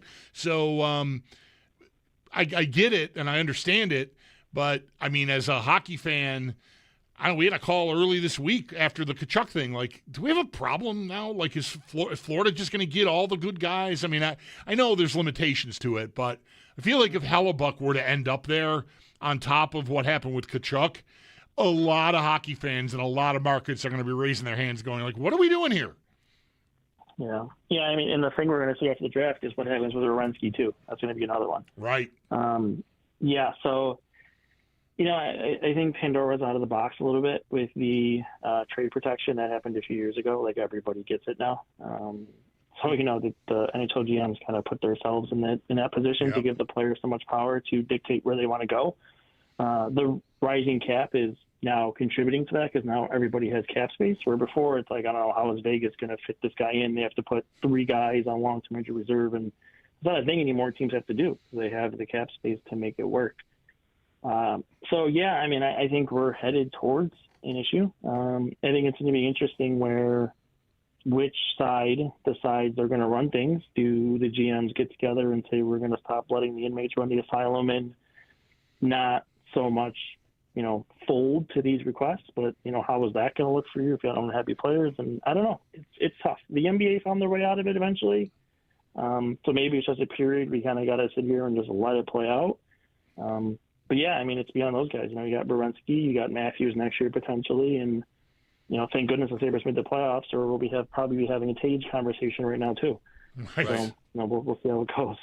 Chad DiDomenicis expected Buffalo for all the best on the latest with these trade rumors and moves the Sabres are making. Who's coming up on the farm from Rochester? All of it. It's a great site. Chad, thanks for your time as always. Enjoy draft weekend. Yes, thanks. You too, guys.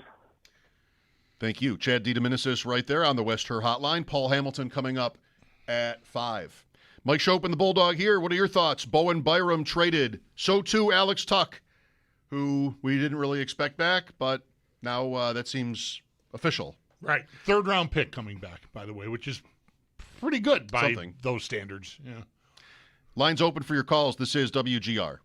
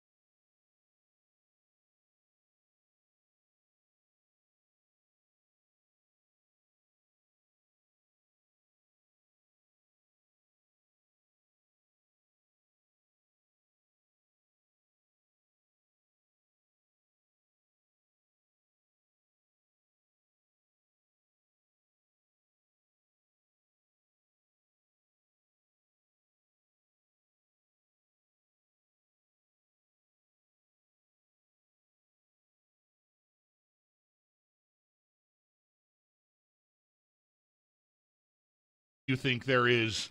I just admitted within the last half an hour or so that I hadn't spent a ton of time thinking about defenseman ideas until we learned that Byram wasn't likely to resign. When Kekalainen talked about making him a priority and wanting to commit to him long term, they're like, okay, they're going to keep the band together. The superpower will be intact, but now there's a pretty big hole there, and I don't know. I'm not impressed with the list of guys that are thought to be available. That doesn't mean there aren't better ideas. What do you think about the lift they have to replace Byram? Yeah, I mean, finding a top four defenseman is never easy. For me, I'm a little bit more familiar because my approach, I think we talked about this before, going into the offseason was getting a little bit more depth behind that in case you didn't get a Byram contract signed or Byram or Samuelson fell back to earth on you a little bit to solidify. Now we're in a different situation where you have a hole that you now need to fill. Free agency, there's not a lot of significant options there. The best one seems to be John Carlson, and by all accounts, he's going to be going to Tampa Bay at like 12:01 on July 1st. He's going to be one of those guys. And then beyond that, there's not a lot there. There's some guys you can try to make work, and you hope that Owen Power can pull him up, or maybe they just go with Crevier as the guy that they put into that top four role, and hopefully Power can help, and you're okay. Yeah, I mean, there's a couple guys that got kicked around. Adam Pelech has an idea from the Islanders. I know there's some talk that he could be available because they're pretty full on the left side of their blue line, so maybe he's an option. But yeah, I mean, it's never easy. And then you might get yourself caught in this game of what they tried with Kesselring is, getting a guy who's played mostly third pair minutes, and then you try to scale him to top 4 minutes, and it doesn't always work. And again, maybe Crevier is the guy they're going to try this with because he got some difficult minutes in Chicago, and maybe they think it can work. How bad do you think the fit must have been with Kesselring for them to move him like they did for 7 spots in the draft, which isn't nothing? I think we talked about this then even, knowing or maybe expecting, like I would think that Kekalainen would have had an inkling. He said today he was trying to convince Byram to re-sign all year long. So I doubt that his knowledge of what was likely to happen changed. The fact that they just kicked Kesselring out, despite maybe expecting that they might have to move on Byram, really says a lot about what Kesselring, where his standing was within this team. Yeah, and Kekalainen talked a little bit about it today. He said that from the Sabres side, they were willing to be a little more patient with it. But from his side, Washington, where he's going to be signing an 8-year deal, an average annual value of $10.5 million, and in return, the Sabres are getting a third-round pick. We did also hear from general manager Jarmo Kekalainen following the trade from last night that sent Bo Byram and Jordan Greenway to Chicago for the 4th overall pick, the 45th overall pick, and defenseman Louis Crevier. We'll get more, though, on today when Paul Hamilton does join the show at 5. And Paul does have plenty of pieces up at our website, WGR550.com, to keep you up to date with everything that has been going on the last 24 hours or so. To the World Cup, the group stage is beginning to come to an end. We'll have 3 groups wrapped up today. Right now, it is Group B that is playing, and Switzerland currently sits at the top as they do lead Canada 2-0. Bosnia is in third as they hold a 2-1 lead over Qatar. Both those games are in the second half. At 6, we'll have Group C, Morocco versus Haiti, and Scotland versus Brazil. Then at 9, Group A, Czechia versus Mexico, and South Africa versus South Korea. And we'll know the top 2 finishers in each group throughout the week, but we will not know the entire knockout stage until the third-place finishers are all settled. That'll be around Saturday night. And then in baseball, Bisons do fall to Iowa 18-11. That's your Paddock Chevrolet Sports Headlines. Paddock Chevrolet with you for the extra mile since 1935. I'm Zach Jones for Western New York's Voice of the Fan, WGR.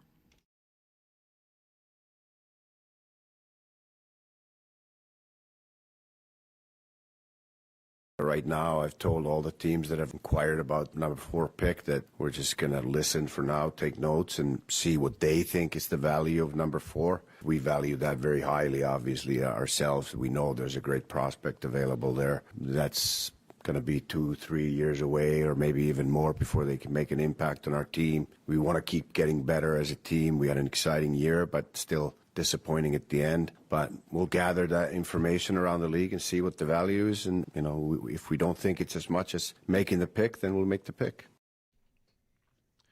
You can and you will. You can and you will. He looks at you, and I think you give him what he wants. I hope these are Zoom calls. Yeah, right. Yeah, you have to see his face when he's talking. You can't not appreciate the importance of sort of human dynamics. Just knowing how to get people to sign on the line which is dotted. I'm optimistic here about this guy. It feels like he has some good traits. Alex Tuch did all right. We talked about him for about a year. What's the future going to hold? The Sabres got good, and in the process had a small fleet of young players where you might have felt at peace with losing Tuch in free agency. As it went on, it seemed more likely that would happen, and now it's over. Washington, 8 times 10.5, $84 million. So he just made $84 million today. Yeah. I thought I'm about to say I thought he'd do better than that, but that was on a presumed 7-year deal once you got past July 1st. I guess really 11 by 7 or 11.5 or even 12 by 7 is not that far off of what he ended up with because he got the 8 years. So the 10.5 is probably going to work out just fine for him. And I want to they two days in a row with Washington. I mean, they are, I assume, leaning into we'll get one more year of Ovechkin here and let's make it count. Because Kyrou is, to me, off a down year still.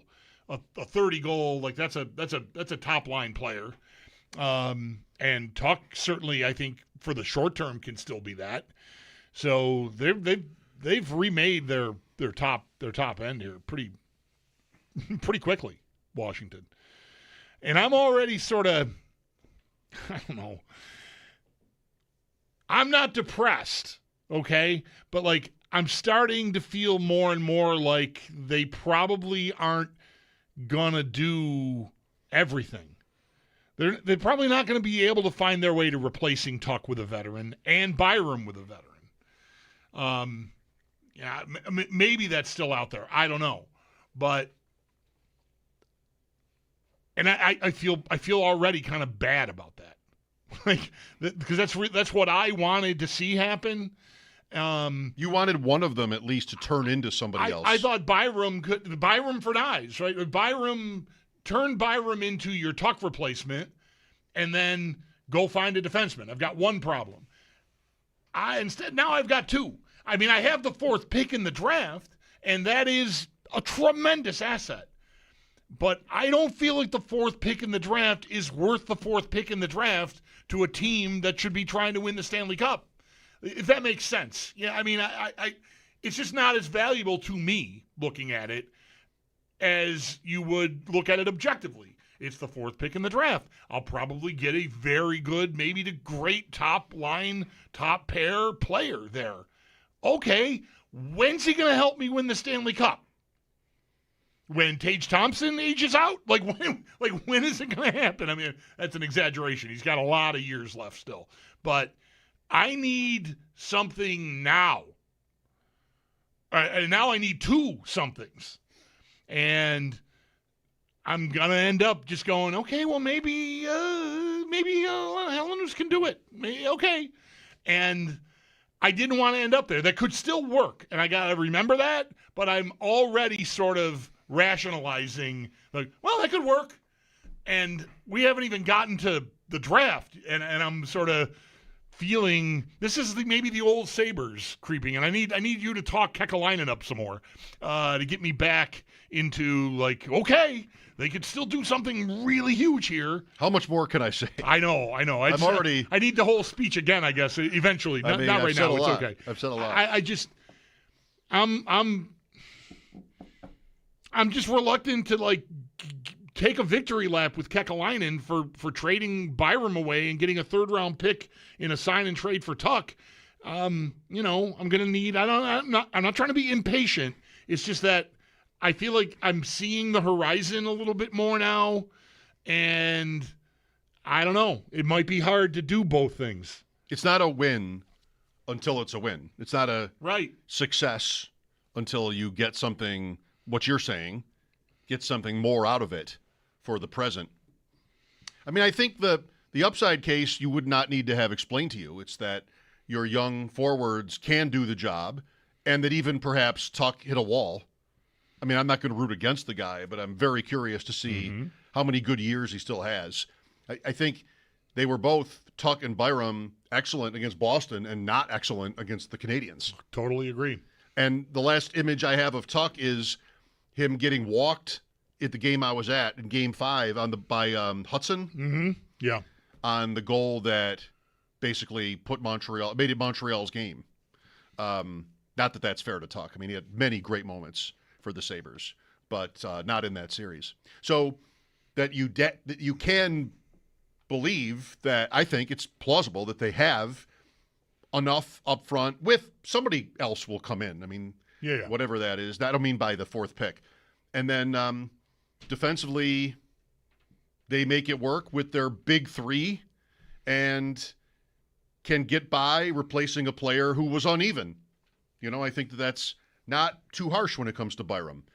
So I think it is for last year. I don't think he was uneven at all. I mean, I think he had every bit as much to do with what they did from that blue line as the other 3 guys. Okay.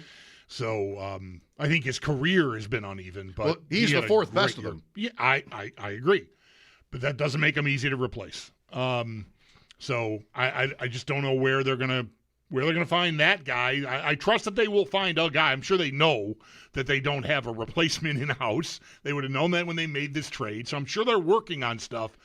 I'm sort of starting to feel like I'm gonna just be with, okay, which one of the kids is gonna score 30 goals this year?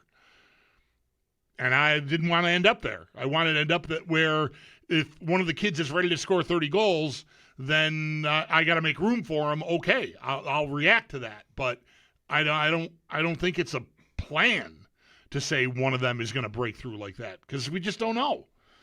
You can't know. I mean, you can love the skill sets and love the chemistry or whatever it is, but you just don't know that they're going to hold up to it. I mean, none of them.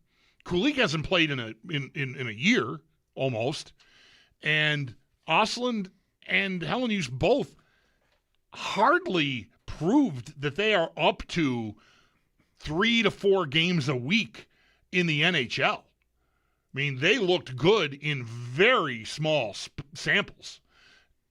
And to me, that's not proof enough to say I can count on it, And I know, nothing in sports is for certain. There's a lot of speculation that comes with it, but I feel like I just don't know. I don't really know yet what I've got there. I've got, it's exciting. There's potential, and it could all be fine. But I'm just a little leery of ending up on, all right, let the 20-year-olds do it. They did add a defenseman in the Byram trade. That's right, Louis Crevier.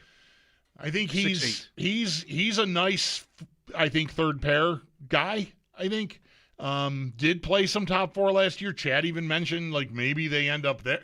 That's also to me very risky, but I'm interested to see what he looks like. For anybody who's getting lost in the idea of having 6'8" Crevier and 6'7" Logan Stanley, you should be reminded Stanley is a free agent, and I don't think he's in the plans. Stanley's up. Shen is out. Yep. Metza is still here. Timmins is still here. Yep. And now Crevier, 25, a young 25. Yep. 6'8". Big shot. 100 mile an hour, the most 100 mile an hour shots in the league this year, I think I read. Did you have to hit the net for those to count? Great question. Did I just shoot it at the boards, final 10 seconds of a game and get credit for a 100 mile an hour shot? I feel like I wonder. 100 mile an hour shots don't maybe have to be 100 mile an hour shots on goal.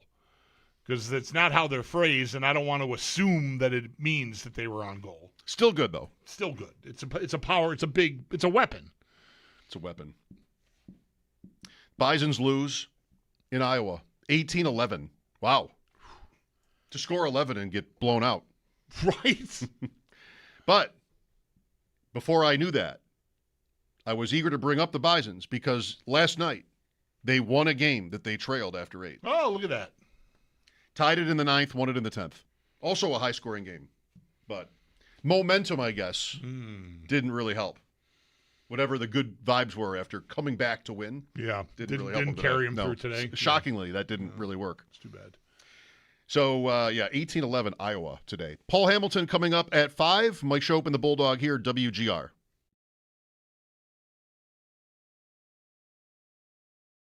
Being Kessel rings that they wanted a new opportunity, and so be it. That's fine.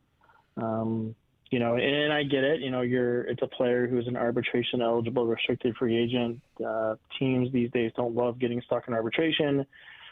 Going through that, if he gets an award higher than what you'd want to pay, that messes with your salary cap. And then, like he talked about today, then you can't even trade that guy for a certain amount of time, and it becomes, difficult to manage. So. Right. He was in the Lindy Ruff doghouse. He's still going to be your coach, and then he really didn't want to be here anyway. So, why continue? And they made that move, and I get it. It makes sense for how they handle that. With Chad DeDominicis, so what's the big conclusion on Byram here after 2 years? Chad, the team took such a leap.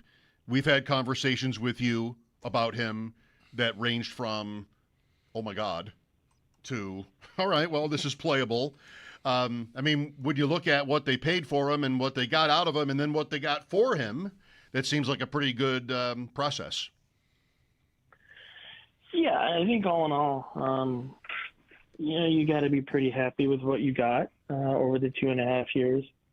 I think in this year in particular, it didn't start off great, but I think he played well for most of the season, and you can even argue maybe had his best year of his career. So you got that out of him before he left. So, I have nothing bad to say about the player on his way out. I think he was a key part of what they did last season, and he should be commended for that. If they would have kept him for a reasonable contract, I probably would have been okay with it to keep that top 4 together. But, we're getting up to $10, maybe even $11 million, seeing where that Blackhawks deal is going to end.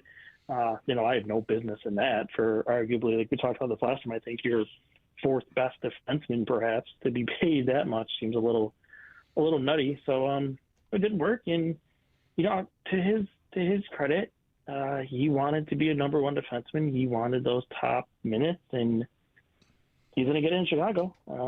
Best of luck, and he's getting what he asked for, and, we'll see how it goes for him. Yep.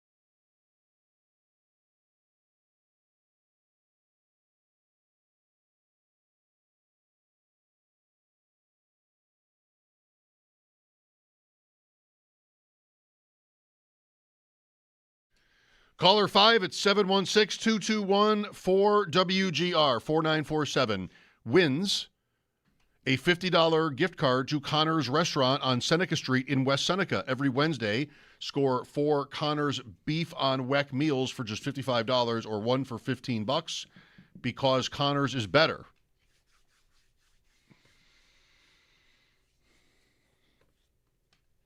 All right. Good luck. Trying to think of another word to have you spell. Oh, after I nailed Pochettino yesterday? Yesterday's success. Yeah. Maybe later. Just heads up. Okay, I'll be ready. Frank is with us. Hello. Hey, guys. Thanks for taking my call. Sure. Thanks for calling us. I wanted to say I called last week and I compared the losing of Chuck to losing J.P. Dumont, and now it kind of feels like it's more like we're losing J.P. Dumont, and we're also losing Jay McKee all over again, and we just replaced him with Drew Stafford, which I hope is not the end all, because I know we have the collateral to go and get something big, and I hope we have a really nice deal for coming in down the line. But I just wanted to get your guys' opinion. Do you think Tuck will get booed when he returns? Thank you. Have a good day. No chance. No, I don't think so. No. This never got nasty, you know? I mean, maybe should we feel spurned? I mean, I don't know, man. I don't see it. I don't think he becomes a villain just because he got a big contract with Washington. I know, but fans get so bored sometimes they just boo. Yeah, maybe. I don't know. I booed anthems. I just feel like I definitely think it shouldn't happen, and I really don't think it will. I think fans will, you know, provided the Sabres aren't struggling when they first see Washington, because that could play a part in it. But no, I think objectively he'll get a great greeting when he returns. Byram too, not on the same level. No.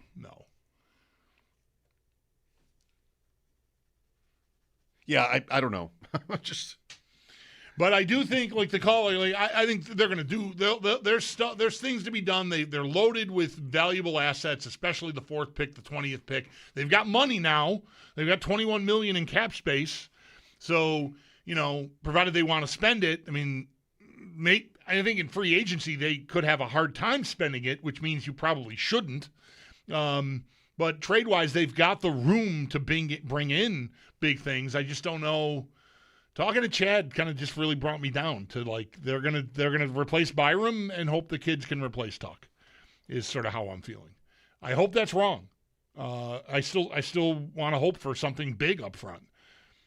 I'm excited either way. I didn't love the idea of, to say the least, of committing huge money to Bowen Byram, and was relieved somewhat when it started to sound like he wasn't going to settle for whatever the Sabres, he'd want to be around anymore. So I was relieved by that. I'm excited about pick 4, and I'm excited if it turns into something else, because that would probably be pretty good. We'll see what Paul Hamilton thinks next.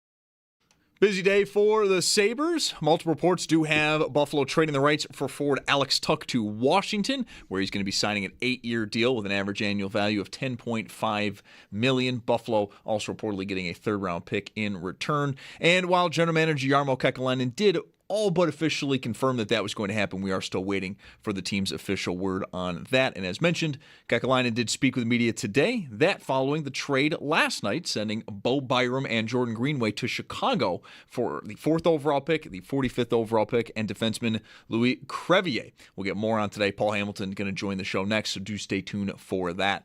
To the World Cup, one group is wrapped up, that being Group B. Switzerland takes first place, Canada in second, Bosnia and Herzegovina in third, and then Qatar finishes in fourth. At 6, we'll have Group C, Morocco versus Haiti and Scotland versus Brazil. And then at 9, Group A, Czechia versus Mexico and South Africa versus South Korea. Over in baseball, Bisons fall to Iowa 18-11, and then in the majors, Cubs take down the Mets 10-3 in Game 1 of a doubleheader. Game 2 is in New York at 7:10. Yankees at Detroit at 6:40, and it's 7:07. The Jays, they host the Houston Astros. That's your Paddock Chevrolet Sports Update. Paddock Chevrolet with you for the extra mile since 1935. I'm Zach Jones for Western New York's Voice of the Fan, WGR.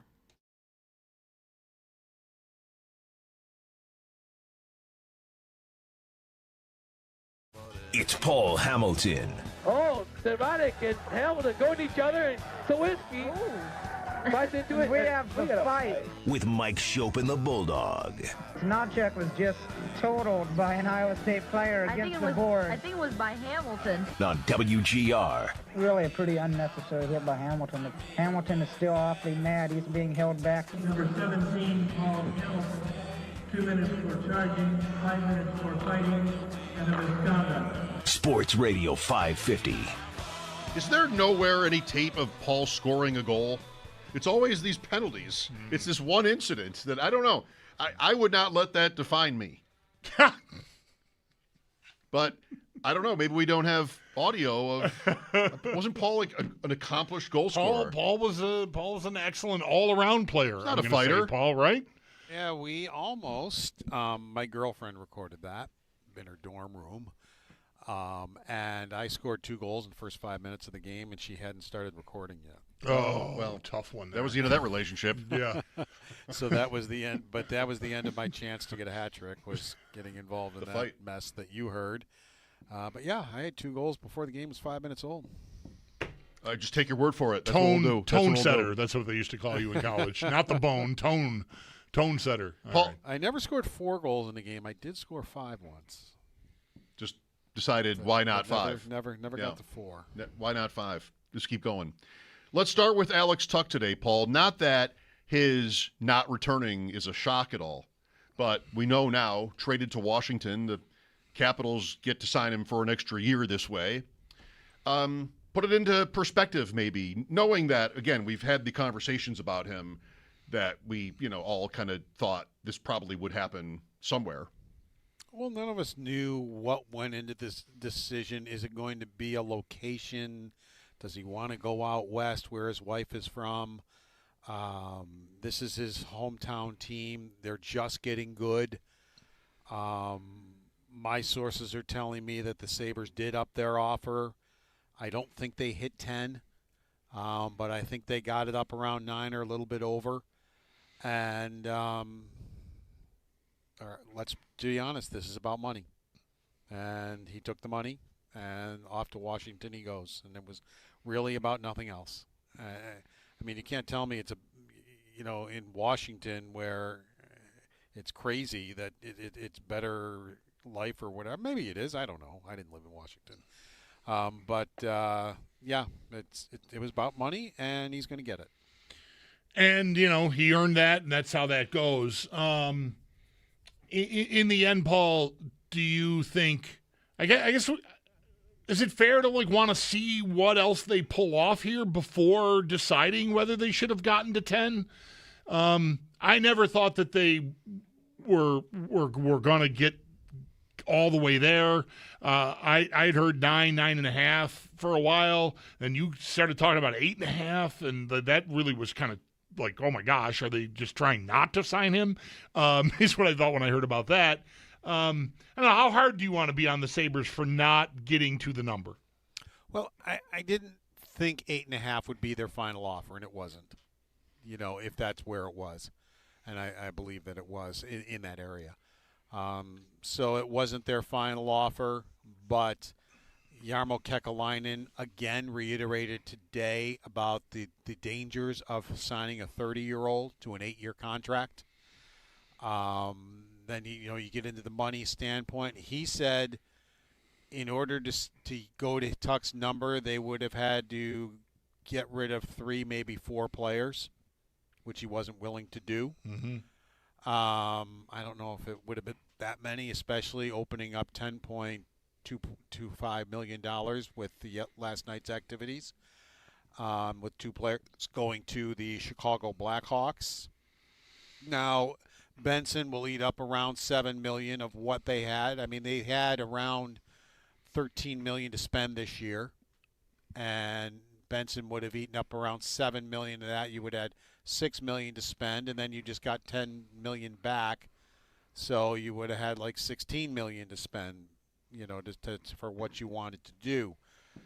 And Kekalainen just didn't seem comfortable with it. He didn't feel that. Well, let's face it, he didn't think Tuch was worth $10.5 million. It's as simple as that. Yeah. And whether it was for the team, what the team could do after they would sign that player to $10.5 million. And he just didn't feel that asking price was worth it to the Buffalo Sabres.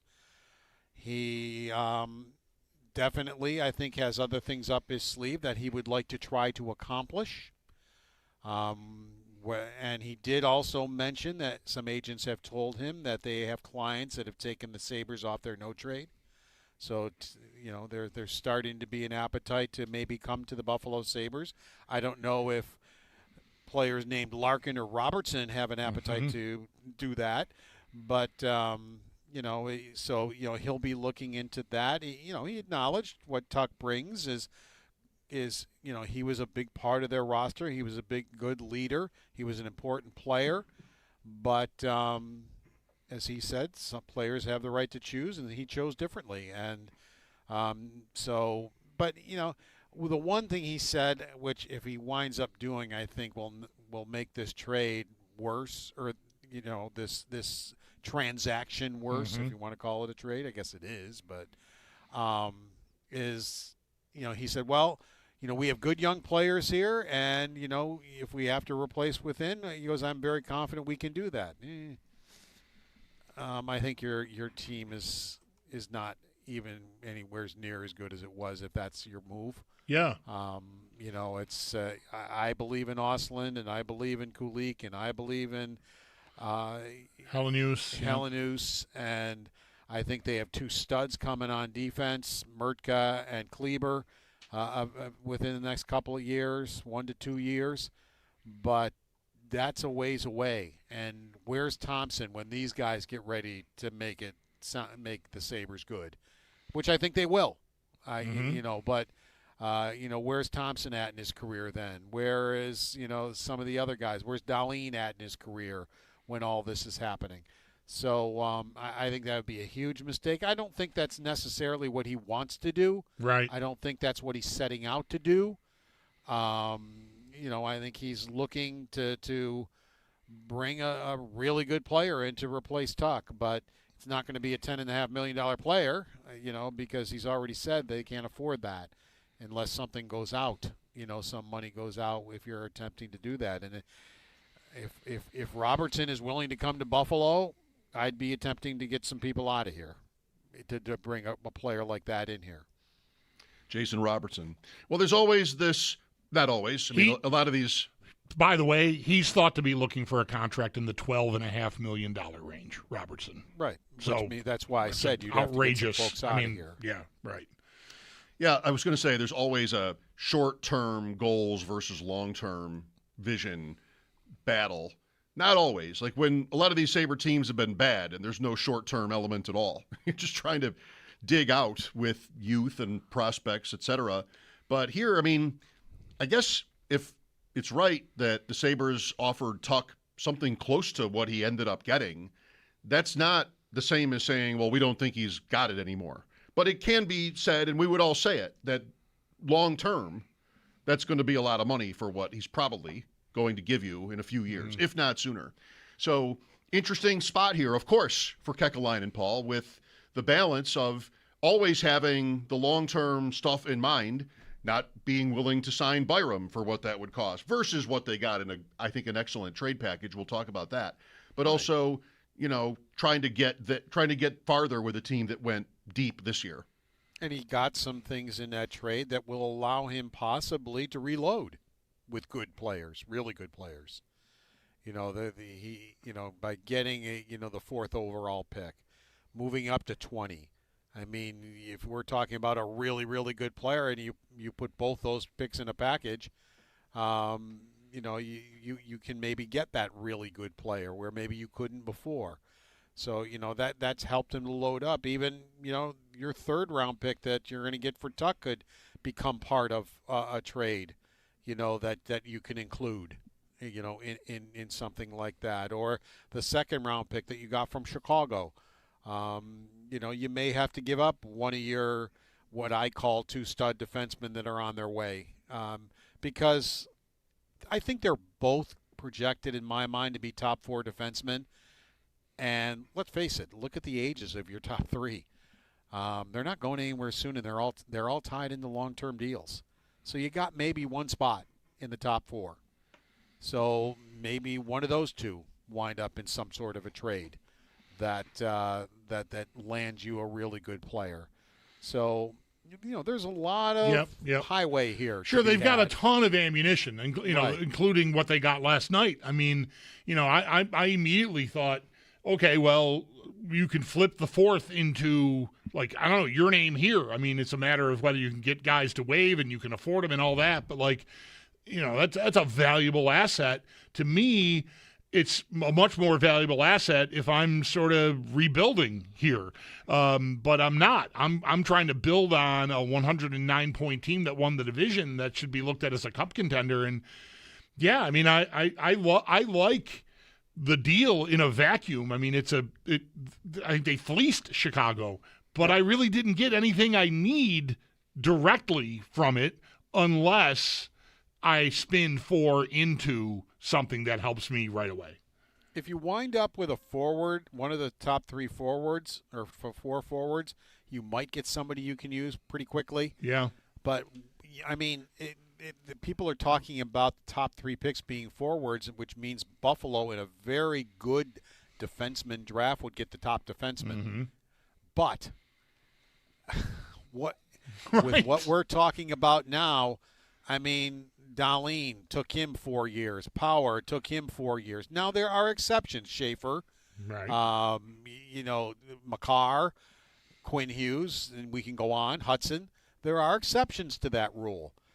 But still, you're probably 2-3 years away or more with that, even with a top defenseman that you might be getting.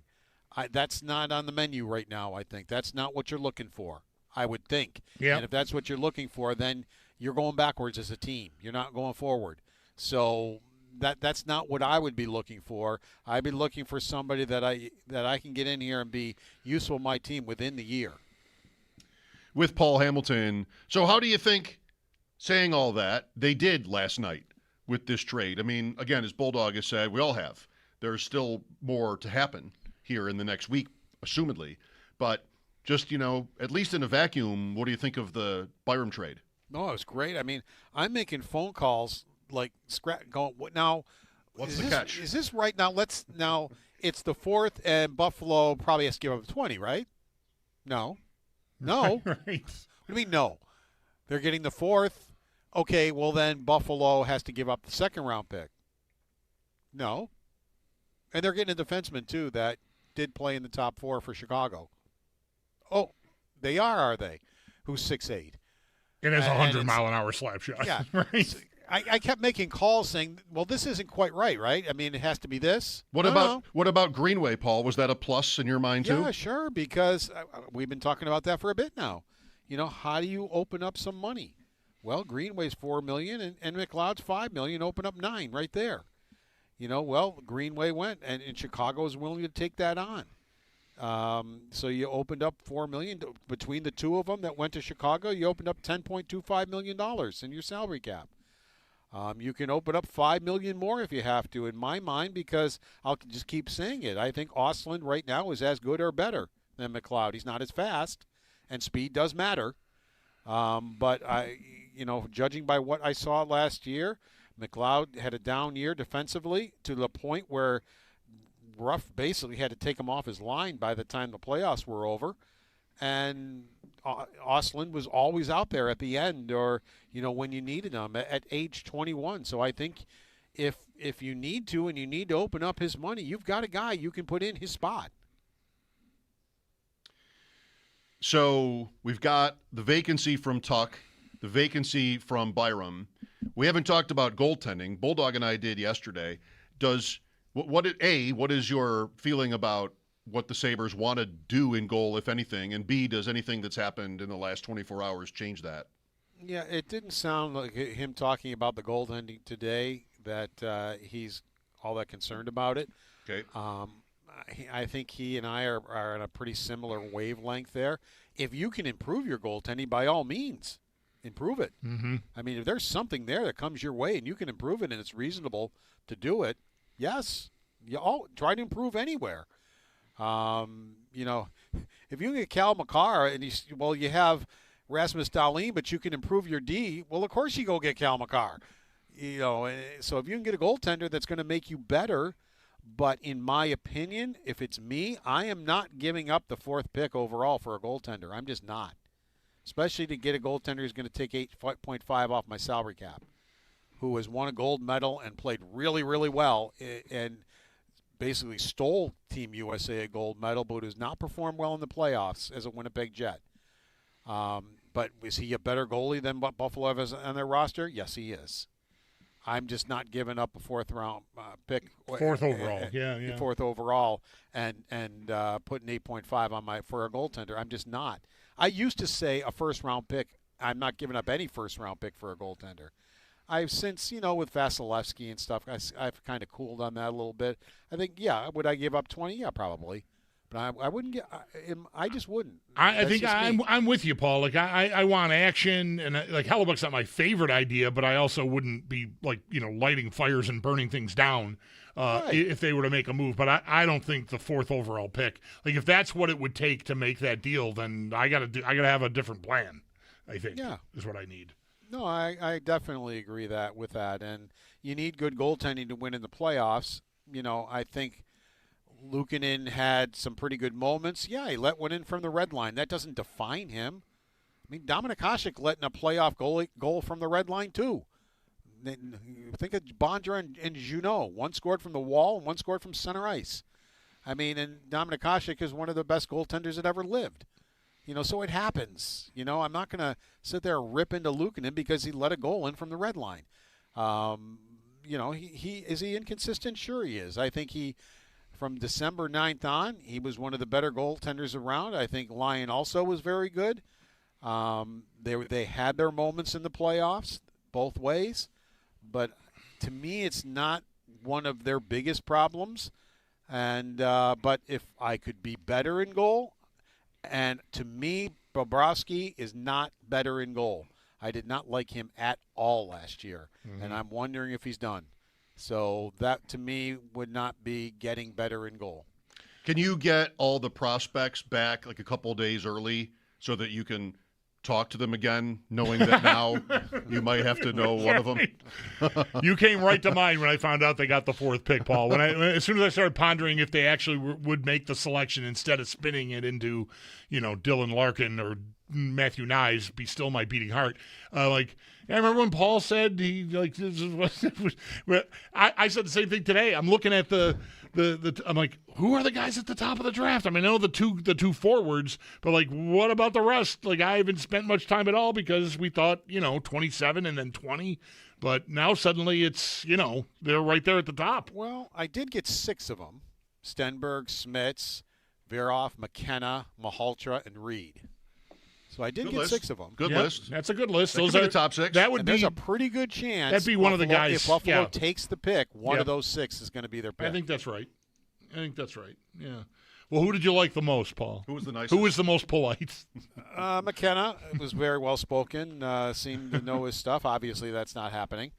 Chase Reed, I think there's a pretty good chance, especially if the top 3, because Maholter and Reed talk together, and I think it could be one or the other. Yep. Well, if Vancouver wants to, draft their new coach's son, like their third, like that's. But Reed probably should be the pick for them, but they may take the coach's son, who's a very good pick, and then I think Buffalo might go for the other, possibly that wouldn't go if Buffalo is actually making the pick and not trading it. Where did Malhotra play? The junior. Did he play out west? I can find that in a minute here, but I need to look. I don't have it I committed just to wrote memory. about him, and I forgot to be quite honest. Just wondering. Brantford. He played for McKee in Brantford. Oh, okay. Okay. So not a huge culture shock necessarily if he doesn't go to Vancouver. because he talked about playing for McKee. All right, good. So Friday is the day for the first round. Is there anything tomorrow? Like that's when everybody gets in, the players and agents. Everybody gets in. A couple of these guys will wind up at New Era. Just an event where they sign hats or get hats, or I don't know exactly what happens. Both probably sign and get hats. Yeah. So that's more of a picture opportunity type of a thing, and then we go at it on Friday. Bulldog skipping on Friday. Where is he skipping to? I'm riding in That's right, you're riding. Well, Saturday's the big 45-mile ride, but Friday evening, they've had every year that I've lived in my house, the thing is ridden right past my house, a Peloton. It's at the top fundraisers each year get to ride in like a police escorted Peloton from the Roswell campus out to UB, and I raised enough money. I raised enough last year, but didn't want to take the day off. And this year, I just really wanted to do it, so I'm doing that. I'd want to too. That's great. So I'm gonna miss the draft, but I'm missing draft day. You didn't know at the time. You didn't realize it was. No, I didn't. You didn't realize the Sabres would make the playoffs, so you went on a trip.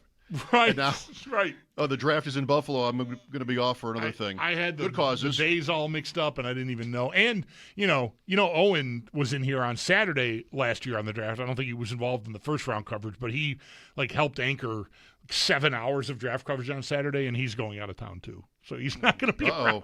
We're stripped bare. You're ready, Paul. More talking on more Saturday. Paul. All the and Paul. By the way, people, if I could give everybody a PSA here about the draft.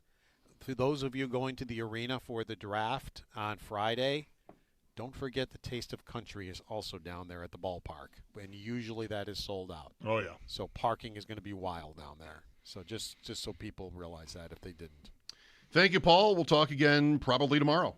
All right, take care. All right, there you go. That's Paul Hamilton on the Western Hotline. His appearances brought to you by Raylax Honda. Raylax, we got this.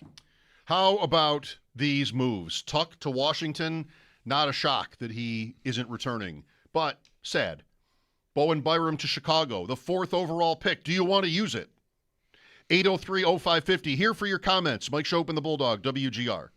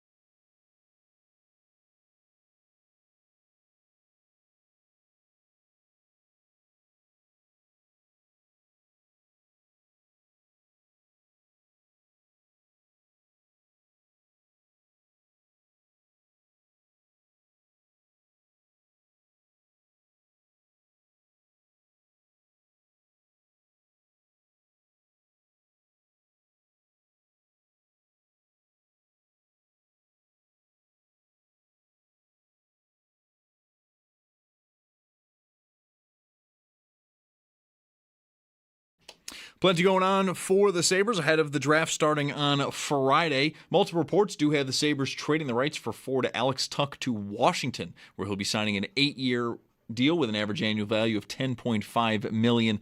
Buffalo appears to be getting a third-round pick in return, though the year of which that third-round pick is in is unknown, as the teams have not officially announced this deal. But when we heard from GM Jarmo Kekalainen earlier today, he all but said Tuch was on the move. Kekalainen also did speak on the trade last night, sending Bo Byram and Jordan Greenway to Chicago for the 4th overall pick, the 45th overall pick, and defenseman Louis Crevier. For more on everything that has gone on from last night into today, we do have pieces up at our website, WGR550.com. Over to the World Cup. Group B is wrapped up. Switzerland takes the group, and Canada is in second, so those two definitively are on to the knockout stage. Bosnia is in third. They are probably safe, but they're going to have to wait until the rest of the groups are finished up, and then Qatar, they finish in last. At 6, we'll have Group C, Morocco versus Haiti, and Scotland versus Brazil. And then at 9, Group H, Ethiopia versus Mexico, and South Africa versus South Korea. It's Paddock Chevrolet Sports Headlines. Paddock Chevrolet with you for the extra mile since 1935. I'm Zach Jones for Western New York's Voice of the Fan, WGR.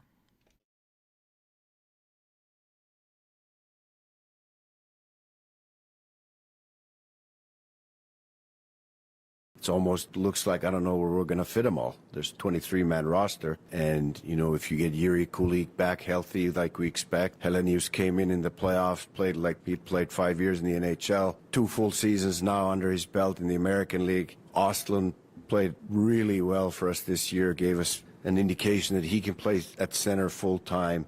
We have a good plan on how to place Alex Tuch, but we're going to look at every option, whether it's free agency or trade, and we also have a lot of internal options. Sabres GM Jarmo Kekalainen today, following the trade last night with Chicago. Fun one. Yeah. If not somewhat risky, at least in the short term. We'll talk about it some more here.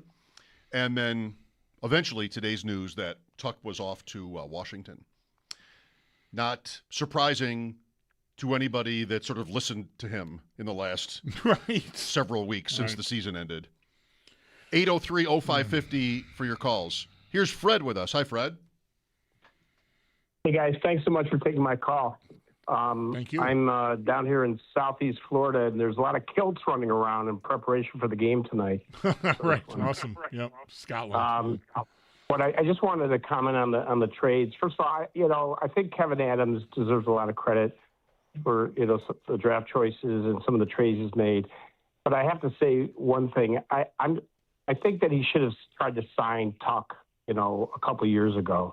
I can't help to think that Tuch's position is based on that he was underpaid the last couple of years in this production. So I just throw that out there. The earliest they could have done that was last summer. You can only redo an NHL player's deal when they're entering the last year of their deal. So, like, for instance, Bowen Byram just got traded to Chicago. He very well wants to sign there, and they want to sign him. They can't do it until after July 1st. Next week. Right. Because he's going into the last year of his deal. Why is that?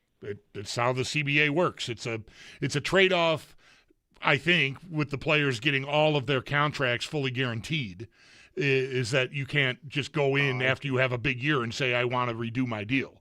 So it's a give and take. The NFL, you can redo your deal anytime you want, but your money is not guaranteed. I think they might have wanted to make a deal with Tuch last summer, but now it's too close to the end, and the team had yet to get anywhere, so I think it probably would have been tough. Yep. Yeah. And my last comment is I want to see the Sabres pick at number 4. After I heard the trade, I just did a quick Google search, and some pretty impressive players have been selected at number 4. Steve Yzerman, Paul McCarr, Sam Bennett. I mean, if they want to, if Jarmo wants to do some more trades, do it with the 20th pick. But I get it that if they pick a defenseman, it might take a little while. But we got a couple other defensemen that we could possibly put in a trade, but I'm excited about that 4th pick. It's perfectly reasonable, to be excited about the 4th pick. I just, I'm in an off season here where I'm trying to make a 109-point team. I mean, to say I want to make it better and improve, like I'm not going to improve on that point total. But I've got two pillars of that team out, and the fourth pick does not do anything for me to replace them now. And like it's a nice trade. It's a great trade. I think they fleeced Chicago, but it did not get me what I need. You know, it's like if I had just remodeled my kitchen and I go on a game show and I win a remodeled kitchen, like okay, I just did that. Can I trade it in for a remodeled bed? No, it's a kitchen. Okay. It's not what I need right now, at least the most. I mean, I know I can always use good players and good prospects. I'm still going to root for it's involved in a trade because I'm just not – I'm hearing a little too much about Vincent Trocheck right now on my phone, and that's kind of got me in a bad mood because we talked to Chad DeDominicis over an hour ago, and we both agreed like that's a horrible idea. Horrible wasn't his word. I just said I'm a hard no, and he said me too. I don't think he can skate with this team, and if that is a move, I don't even know what they're going to give up if that's happening, but I'm getting a lot of buzzing about it, and I'm just kind of freaked out because I don't think that's a need. Unless, again, maybe there's three other moves that are happening and that creates a need for Vincent Trocheck on my team. But I don't know, man. I'm on the ropes right now. I came in here in a great mood, excited, and I'm just starting to feel a little uneasy. Have a drink, take a shower. Yep. I guess you got to get to 7 first. We don't have a shower. There's beer. We don't have a shower. Right. Pretty sure. We don't have a gym. Trocheck, 32 years old, with the Rangers, was rumored at the deadline quite often, but decided to stay. They even held him out of games because they thought they were going to move him. 33 next month, so he'll be 33 to start the year. Kilts, running around Miami. Mm-hmm. Scotland, Brazil. Yeah. That's just starting pretty soon here. 6 o'clock, yeah. 6 o'clock. Those people should be in their seats, these kilts. It's time to the game's in 20 minutes. Time to sit down. Stop running around. Fred's house. Get seated. Get ready. Turn on a pregame show or something. Leave Fred alone. Tony is next. Hello, Tony. What's up, guys? Bulldog, I think you nailed it on the fly with the remodeled kitchen analogy. I'm right where you are on that. And I think what we both didn't see coming was this huge asset that would kind of cloud it. I thought we could upgrade potentially some of the losses, and now that seems very unlikely. But there's been a lot on that, not a ton on the goaltending. It's touched upon usually, but smart people tend to dismiss it, and I get it. But here's kind of my question. Why is it in football we can hear the reference of, we look at the game that ends our season, we look at that playoff game, and we kind of, it makes some form of sense. But we don't do that with hockey, it seems, because I would look at our playoffs and say that goaltending was a mess. And regardless of whether someone came off a terrible game and suddenly showed out for 2, I still got that terrible game at the most inopportune time.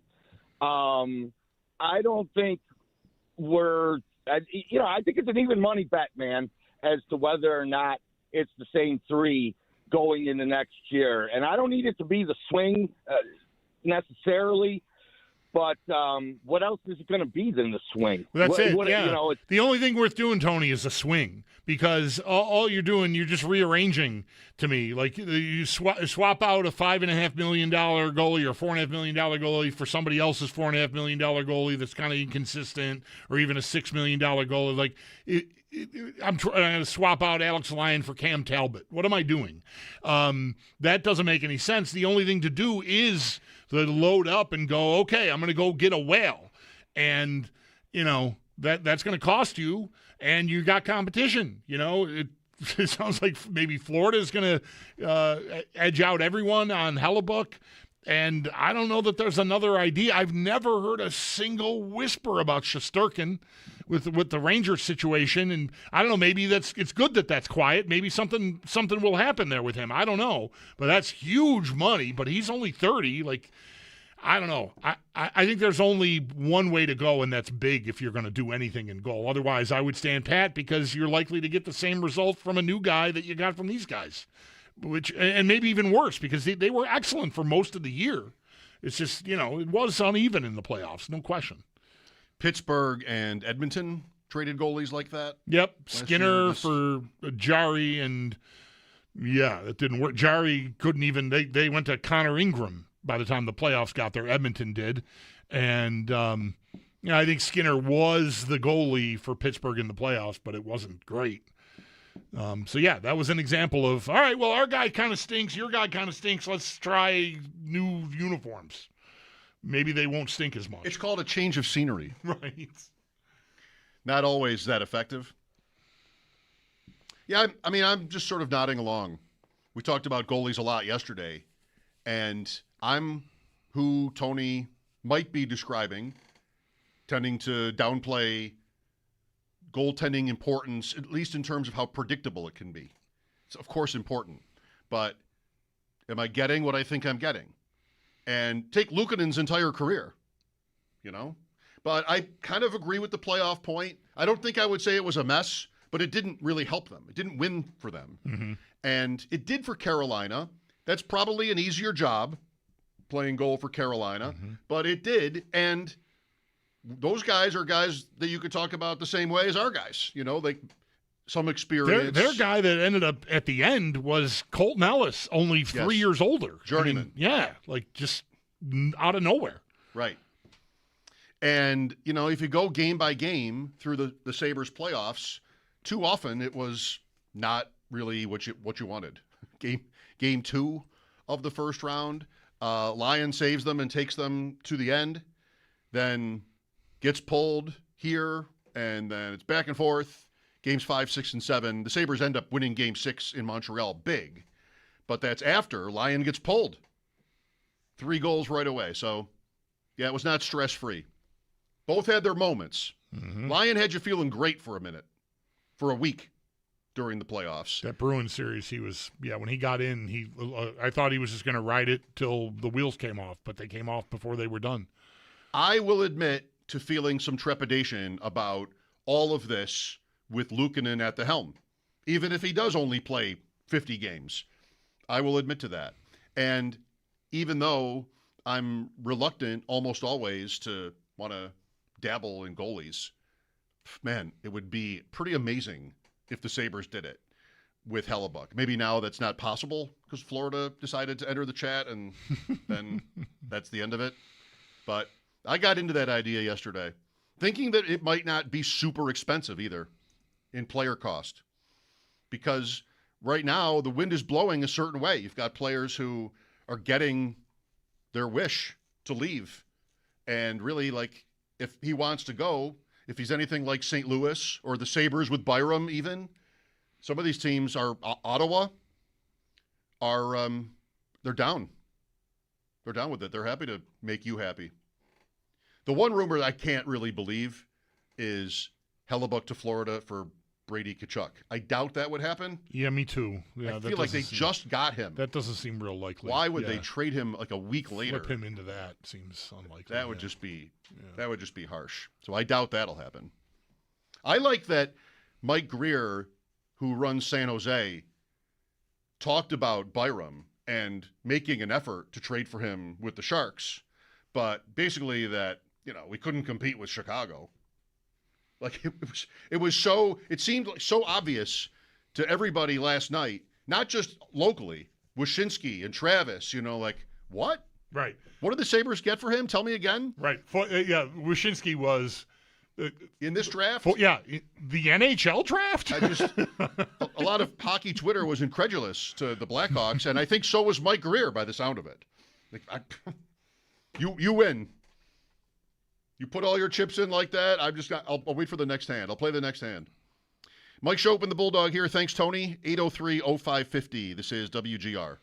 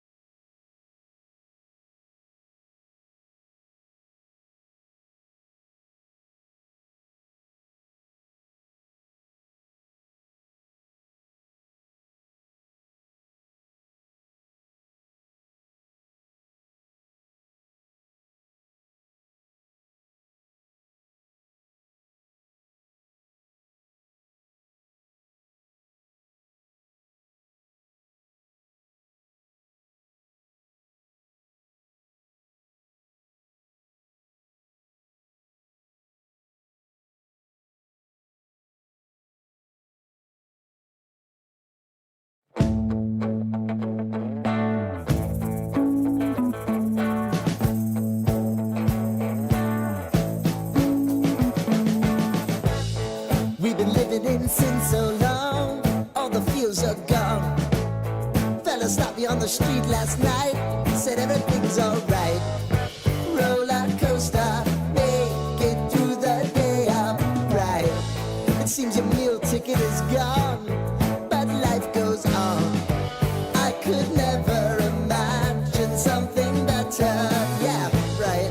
Now you're cooking on high heat in the middle of the street. Roller coaster, take me to a better time. Let's go. All sing your high line with the roller coaster of life. Yeah. It's time to all choose your timeline on the roller coaster of life.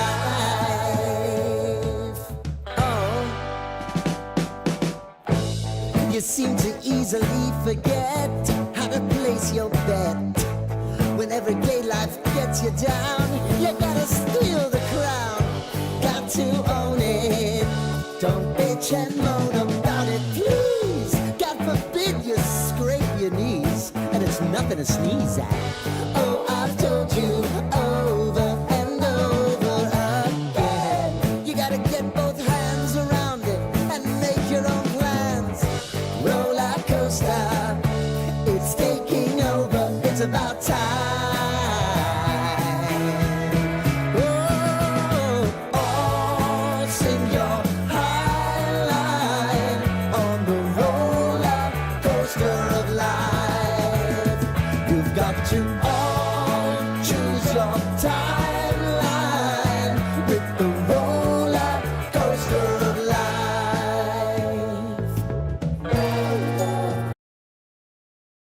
Reached the time at the World Cup where 2 games go simultaneously, so nobody has an advantage knowing how the other teams in their group did earlier. You don't get to go second. So Scotland and Brazil, Morocco and Haiti. Yep. They're both about to start. Scotland, I haven't been keeping up. Like how, I mean, I'm watching, but I don't know who's where in outside of some obvious ones. Are they live to stay? Sure. Okay. I don't think I want those people to leave. I think I want the Scotland fans to hang around for a while. They've been good. They've been good for our country. Didn't I see Scotland somewhere here. that people like you are supposed to be mad that they're enjoying the States? I saw a headline yesterday on a certain news channel walking through that said, yeah, liberals are furious that foreigners seem to be enjoying themselves. Yeah, they're supposed to hate the U.S. Like I'm a liberal. I'm left. I love this. I'm glad they're having a great time. It's wonderful. What about these Norwegians? Holy cow! They took over the Mets game today. Oh yeah. Oh, you got to see it. Oh, I didn't see it. They had. I mean, it looked like easily hundreds of people easily doing the Viking rowing thing like that. Got a name. Yeah. And even Mr. Met and Mrs. Met. Oh, really? Yes, we're among the maybe thousands of. I don't know how many it really was. I love it. But I didn't see it. I gotta catch it later. I've just been immersed in hockey stuff here. So just packs of red and blue fans in the bleachers at the Met game. And then they had a graphic where it looks like they're actually rowing a boat. Yeah, the boat's moving on the screen. I don't know. It's pretty cool. Yeah. Oh, I love it. Love it. Yeah, I'm already a little bit sad that we're to the point where teams are going home. Yeah, like it's right. It's not over yet. Yeah, like DR Congo had the guy that dresses up like the famous general or something from their history that just stands the whole time. He wasn't at their first match, I guess. Like there was some reason he wasn't there, but he was at their match last night. What does he do? He stands amongst the fans. The only way for me to do this is to stand up and do it. For you. Okay. So I'm just going to do it. He stands sort of like this the whole game and does not move. Yeah. Like that's it. He's in this pose. I hope YouTube is enjoying this shot of my crotchal region. That's it. And I just think that's so cool. There's just so much flavor and color to the whole thing. Reminds me of fantastic. the St. Joe's University Hawk. This at least used to be true, but if you go to one of their games, there's a mascot that flaps its wings the entire game. Right, yes. Just, I mean, I didn't know what I was looking at there for a minute. Like, is that guy ever going to stop? They never stop. The whole game is just flap, flap, flap, flap. Yeah, it's good. Yeah, I don't think I could stand the whole game like that. I don't think I want any of these people to leave. I want them to all just stay. Cabo Verde, yeah. Stick around. They might. Good. Canada is through to the knockout phase. And they did so. They made it even though they lost today. Right. The loss means they don't – I think if they had won, they would have been able to stay and play their next match in Vancouver. And instead, I think they're going to have to travel to Los Angeles to play that match. So that's what they lost today by losing that match to Switzerland. And U.S. appears almost definitely expected to play Bosnia-Herzegovina in the first elimination game, based on how the standings look so far. That's a third-place team in that same Group B with Canada, but by whatever calculations, looks like very likely that will be the next. U.S. knows its position already. The game against Turkey is not important. So look for that one. Bosnia in the fourth, or the round of 32 or whatever it is. Yes. Back after the break. This is WGR.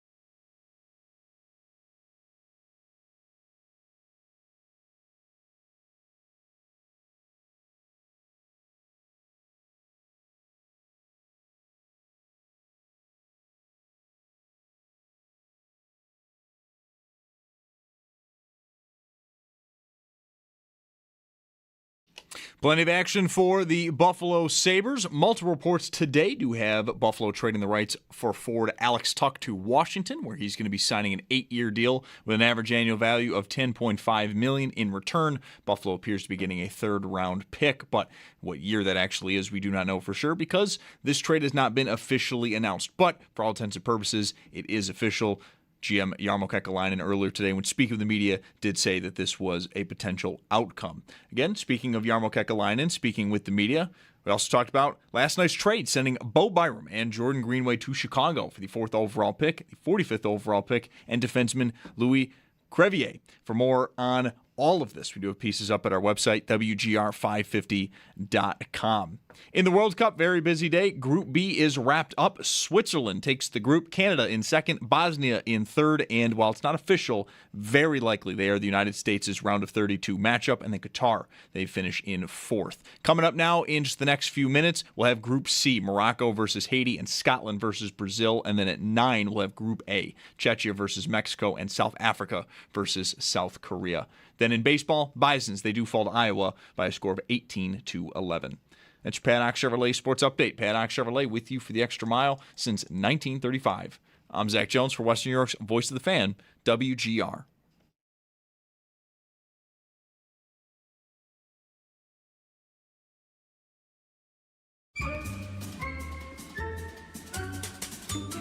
It's Mike Schopp and the Bulldog. Raisin Bran. You got to put Raisin Bran up there. Everybody knows it. It's Mike Schopp. Listen, get your own stupid old dying person team and choose your own cereals. And the Bulldog. I shall unleash my fury upon you like the crashing of 1,000 waves. That cereal is soggy. You reach into the fridge for the milk and open the lid on the milk to pour it in there, and that crap is already soggy. I am untethered and my rage knows no bounds. That's terrible. That's a problem for a cereal. I huge think. problem. It's Mike Schopp and the Bulldog on WGR Sports Radio 550. Are there any other names on your mind as candidates for the Sabres? Alex Tuch was the so-called best free agent on the market, and we knew about him, and he's not even going to be a free agent officially, right? Because I guess not. He's got a contract. Right. He didn't get to market. No. Are there other players that you're sort of thinking about, either forward or defense, whether that's a free agent or – because your focus is – and I'm not saying this is wrong. I sort of feel like I should be there too. Your focus is very much on the right now. Right. And we've talked about Matthew Nyes. We've talked a little bit about Jason Robertson. That would be amazing. Who else do we need? This Trocheck might have legs. That's not your favorite idea. I that's putting it lightly. I hate it. I just don't. At least independent of knowing what else is happening, I just don't really see a fit. He's a bottom 6 centerman, I think, at this point in his career. Good on draws, penalty killer. I mean, he was at 77 points 3 seasons ago, 59 2 seasons ago. He had 53 last year, but he's 32, and I don't think the foot speed is there for him to really fit in an important role on this team, a big role. Like he's not playing up anywhere up top. I don't think. I mean, I don't know. And it seems redundant with McLeod and Wallenstein? No. The guy that Carrick that they got from the Rangers. Right. He's here. So I'm just not sure where that fits. I mean, if they want to replace Josh Norris, that's fine, but that's not Trocheck. I don't think at this point in his career. So I'm not really seeing it. I'm not feeling it. Larkin to me still has to be at least an idea. Like he's insisting on being traded, and I don't know how cooperative. I mean, in the end, what we've seen is teams end up doing what the player wants, and so far, I mean, Larkin was ahead of Tkachuk to the market anyway. Like he declared he wanted out. He was the first big name that really did that. Chuck never really did it, but it was happening, and then once it became known, he was out in like a matter of hours. But like Larkin is still out there, and I don't know, like he's supposed to be good friends with Jack Eichel. He probably wants to go to Vegas. I mean, Florida can't fit him, and maybe Larkin wouldn't want to come to Buffalo because he has a close relationship with Jack and what Jack's experience was here, and that's really ownership more than it's a new GM. So maybe the waters that well might be poisoned. I don't know, but like that's worthy of the 4th overall pick to me. Larkin in a second. So is Matthew Nyes. I don't think I got a lot of company there. I get the feeling Sabres fans either don't know who Matthew Nyes really is, or they just hate him for reasons I can't really understand. But I'm telling you, maybe everyone will laugh at me because it's overpaying. I don't know, but I would spend the 4th round pick on a 23-year-old, 6'4", 230-pound winger who's got 30 goals in him. Like in a second. For this team right now, I would do that. Maybe I wouldn't if I were, in a different spot, but I'm not. I'm in a cup contention spot, so I would. So those, that's a name that I'm thinking about still. But I don't know how likely any of that is. The vibe today very much feels like they're going to keep that pick. Does it? I thought Chad posited it. But that might just be trying to read Kekalainen, and Kekalainen might be playing cards. The whole thing might be, just trying to, behind closed doors get what that's how it maybe should be. Not that he has to mislead everyone publicly. I don't know. When that trade happened last night, it was a haul, but I'm the guy going, what is this doing for me now exactly? Which is why to me, got to be a page 2 to it. And if there's not, then I don't know. Then I feel like I'm shopping for someone to replace Byram and hoping the kids can backfill Tuck. And I just never where I wanted to end up. Trocheck's a veteran. I mean, they do need some older guys on the team. I just don't. That's a trait for Kekalainen so far. Yeah. I just don't know that it's a deadline. I'm sure the man knows a lot more about building his team than I do. I just don't really see a fit. I don't see a need nor a fit. Like if there were a need, I could at least, okay, well, I understand you're trying to address that position. But I'd still be worried about the player's foot speed and whether he really is going to be something to push you to the heights you reached last year. I don't see either, which is what my problem is. But again, I don't have access to the whole board. Is there a move here where they divest themselves of Norris's contract? I mean, they get out from under Norris's contract and bring in Trocheck, they're going to be at like $25 million in cap space. Let's go. And okay, what am I doing with that? What? I mean, there's not $25 million worth of free agents out there. I know that. So if they all want to go to Florida. Then there's got to be other trades that are working or happening there, I think. I don't know. Maybe the big move is the one that I was sort of ruling out as soon as I saw the price tag associated with Jason Robertson. But maybe that's what they're working on. And that's the 4th overall pick and then some. And that's big money, but that's a player that's, he's not even, I don't even think he's in his prime. If he is, he scored 45 goals a year here.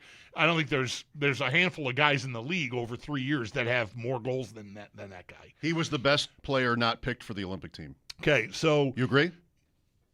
Him or Caulfield, sure. If you pull that off and want to pay him $12.5 million, because I think that's what it would take, at his age, maybe that's a more palatable deal than Tuck. So maybe that's a name that I should be. If I want big, and I want the 4th overall pick involved, and they're going to get Trocheck, maybe that's because McLeod is in the deal with the 4th overall pick and whatever else I got to mix in there, one of the kids maybe, to pry Jason Robertson away from Dallas. I just made myself into a much happier person. Just had to let you go. I just had to talk it out. Is there speculation on him, like serious?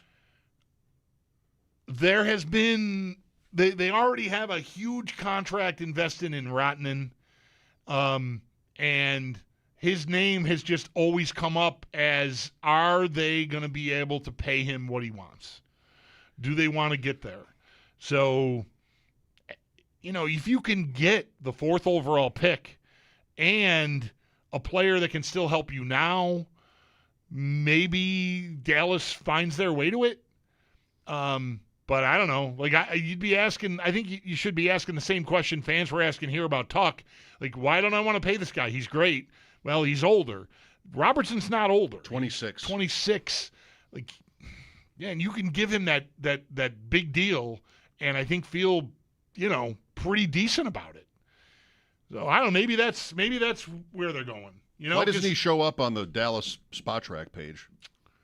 That's a great question. Right? I don't know. He's not up. I think he's an RFA. I think. That would explain it. I want to make sure of that before I just leave it there. It'll take me a moment, I think. So I'm not sure. He's not listed, so he might be a free agent, or at least a restricted free agent. So that's as big as it would get, I think. And that's an idea that I like more than even Matthew Nyes, and you know how I feel about Matthew Nyes. Yeah, he's a restricted free agent. So that's, signed. It's an offer sheet? Well, it could be an offer sheet, but it's a trade for his rights and just give him what he wants, is what that probably ends up being. And if they say no, you can sign the offer sheet. Yeah, as long as you have the right draft pick. Right.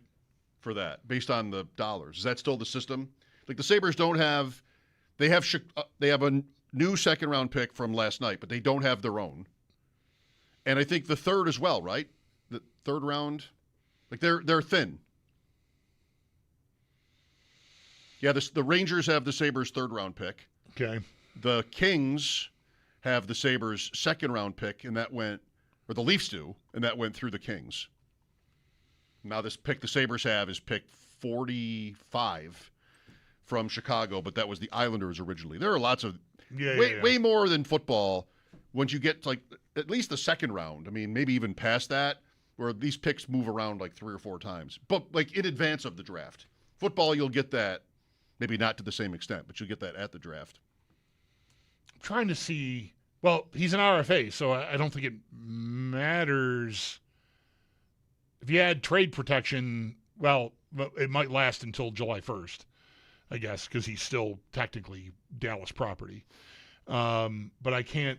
I'm looking for that, and I'm not seeing it in the place I usually see it on my Spot Track page, and so I don't know if he has any say in where he goes. Just doing the Google search. I mean, I don't know, the Chat GPT and all this stuff. I'm seeing here that his camp is looking for $14 million a year, which that's Draisaitl contract money. So I mean that's a whopper. But Benson is 7. They got 21 right now. Benson is 7. Just have enough to do that and only that. Probably that's be the end of it for them. With the cap room they currently have, if they were to go all the way to $14 million. Robertson. Yeah. Fun times. Ooh, man, yeah. Well, that's an idea that I'll float around on that for a little while. I want to hang out with the draft into Friday evening with the draft pick. I want to take it to Friday. Let's make this good. If it ends up being traded, and it would be a pretty big deal, it would have to be, then so be it. It would make sense if it ends up being one of these trades you're campaigning for. Selfishly, I want to last until Friday. I've been asking a lot. I've gotten a lot. Last night was perfect. Okay, Now we have that today. Mm-hmm. I've gotten a lot, and I'm happy about it. But I'd like to get to Friday night with that pick. Start talking about some of the players. Mm-hmm. Give me this Viggo Bjork. I want to know more about Viggo Bjork. He's tiny. A small center. Great. With a great name. Great.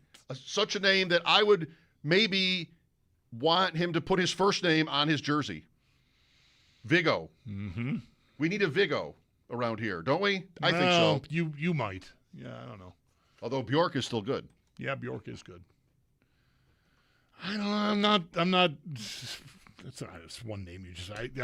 First thing I wrote. Oh, he's undersized. Okay, no. I got all these guys. Kulik's thicker. Like he's not. But the Hellenius and Austin look like they weigh like 170 pounds soaking wet. I don't need another tiny forward. I don't think. I don't know. This is my first reaction to one guy in the draft. Malhotra. I could get there on that idea. Chase Reed, defenseman. BetOnline has odds, wouldn't you know it, on slots for the top, at least the top 4 picks, probably more than that. What have I got here? Top 6. And the favorite to be the 4th pick as of this morning is Chase Reed. Sault Ste. Marie. Sault Ste. Marie, defenseman. Yep.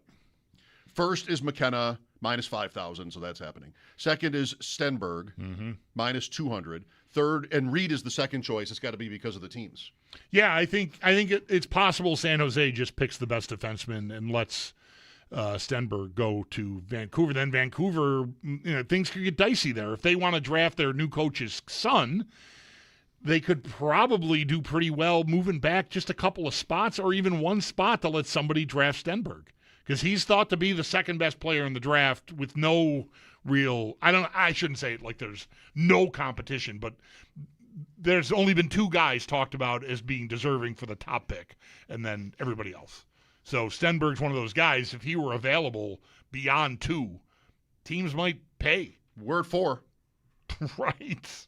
Would he be somebody – how much do you know? Would he be somebody that would play this year? I think so, yes. And that might be the 2 guys, maybe. Well, Yeah. It could be others. I have not. Yeah, I mean, nobody thought Zach Benson was going to play when he played, but and I got people, because I've been saying a lot, like the 4th pick doesn't help me this year. Well, what about Zach Benson? Zach Benson had 28 points as a rookie and 30 in his second year. So no, that's not. He was not the 4th pick. It's not a good example of why you should count on it. But I feel like, I've not read any other bios on any of these guys, which admittedly I started doing this morning at about 3:45 when I woke up and saw there was not another trade yet. And I was like, okay, well, I'm up. Let's start looking at draft guys. And I do not see ready to step into the NHL in any other guy's bio. Okay. That doesn't mean that has to be it, but usually, we'll get that into a paragraph about a guy if it's believed he can make the jump right away. 3rd, Malhotra. 4th, Reed. 5th, Carson Carrolls. 6th, Viggo Bjork. BJORCK. Even. Which rankings are these? Is this BetOnline? Okay. Oh, the order. Okay, the draft order, the wagers. Okay, gotcha. Yep. Where's Verhoef? He is 14-1 to be picked 3rd. That's Vancouver. Mm-hmm. He is 12-1 to be picked 4th. That's us. Mm-hmm. 8-1 5th. Plus 375. 15-4, so almost 4-1 6th. Is he your favorite? I just think there's the connection to James Patrick, which means there's a connection to Lindy Ruff to an extent. To me, is all. So that was I read a bio on him today. Big. Just sounds like somebody that is going to be a top pair or top 4 certainly guy. But again, not likely that happens right away. But that's still it is notable to me. I mean, they don't have anyone ready to step in, but they've got guys. They've got a college defenseman and Mertka that are maybe a year away, 2 years. So it's not like they got to necessarily fill in that pipeline. But the forwards, they're still so flush with these guys they're all going to be here probably now. So you might need to replenish that too. We'll see what happens. Chad DiDomenicis expected Buffalo weighed in with us earlier today. Mike Schopp and the Bulldog, that's next. This is WGR.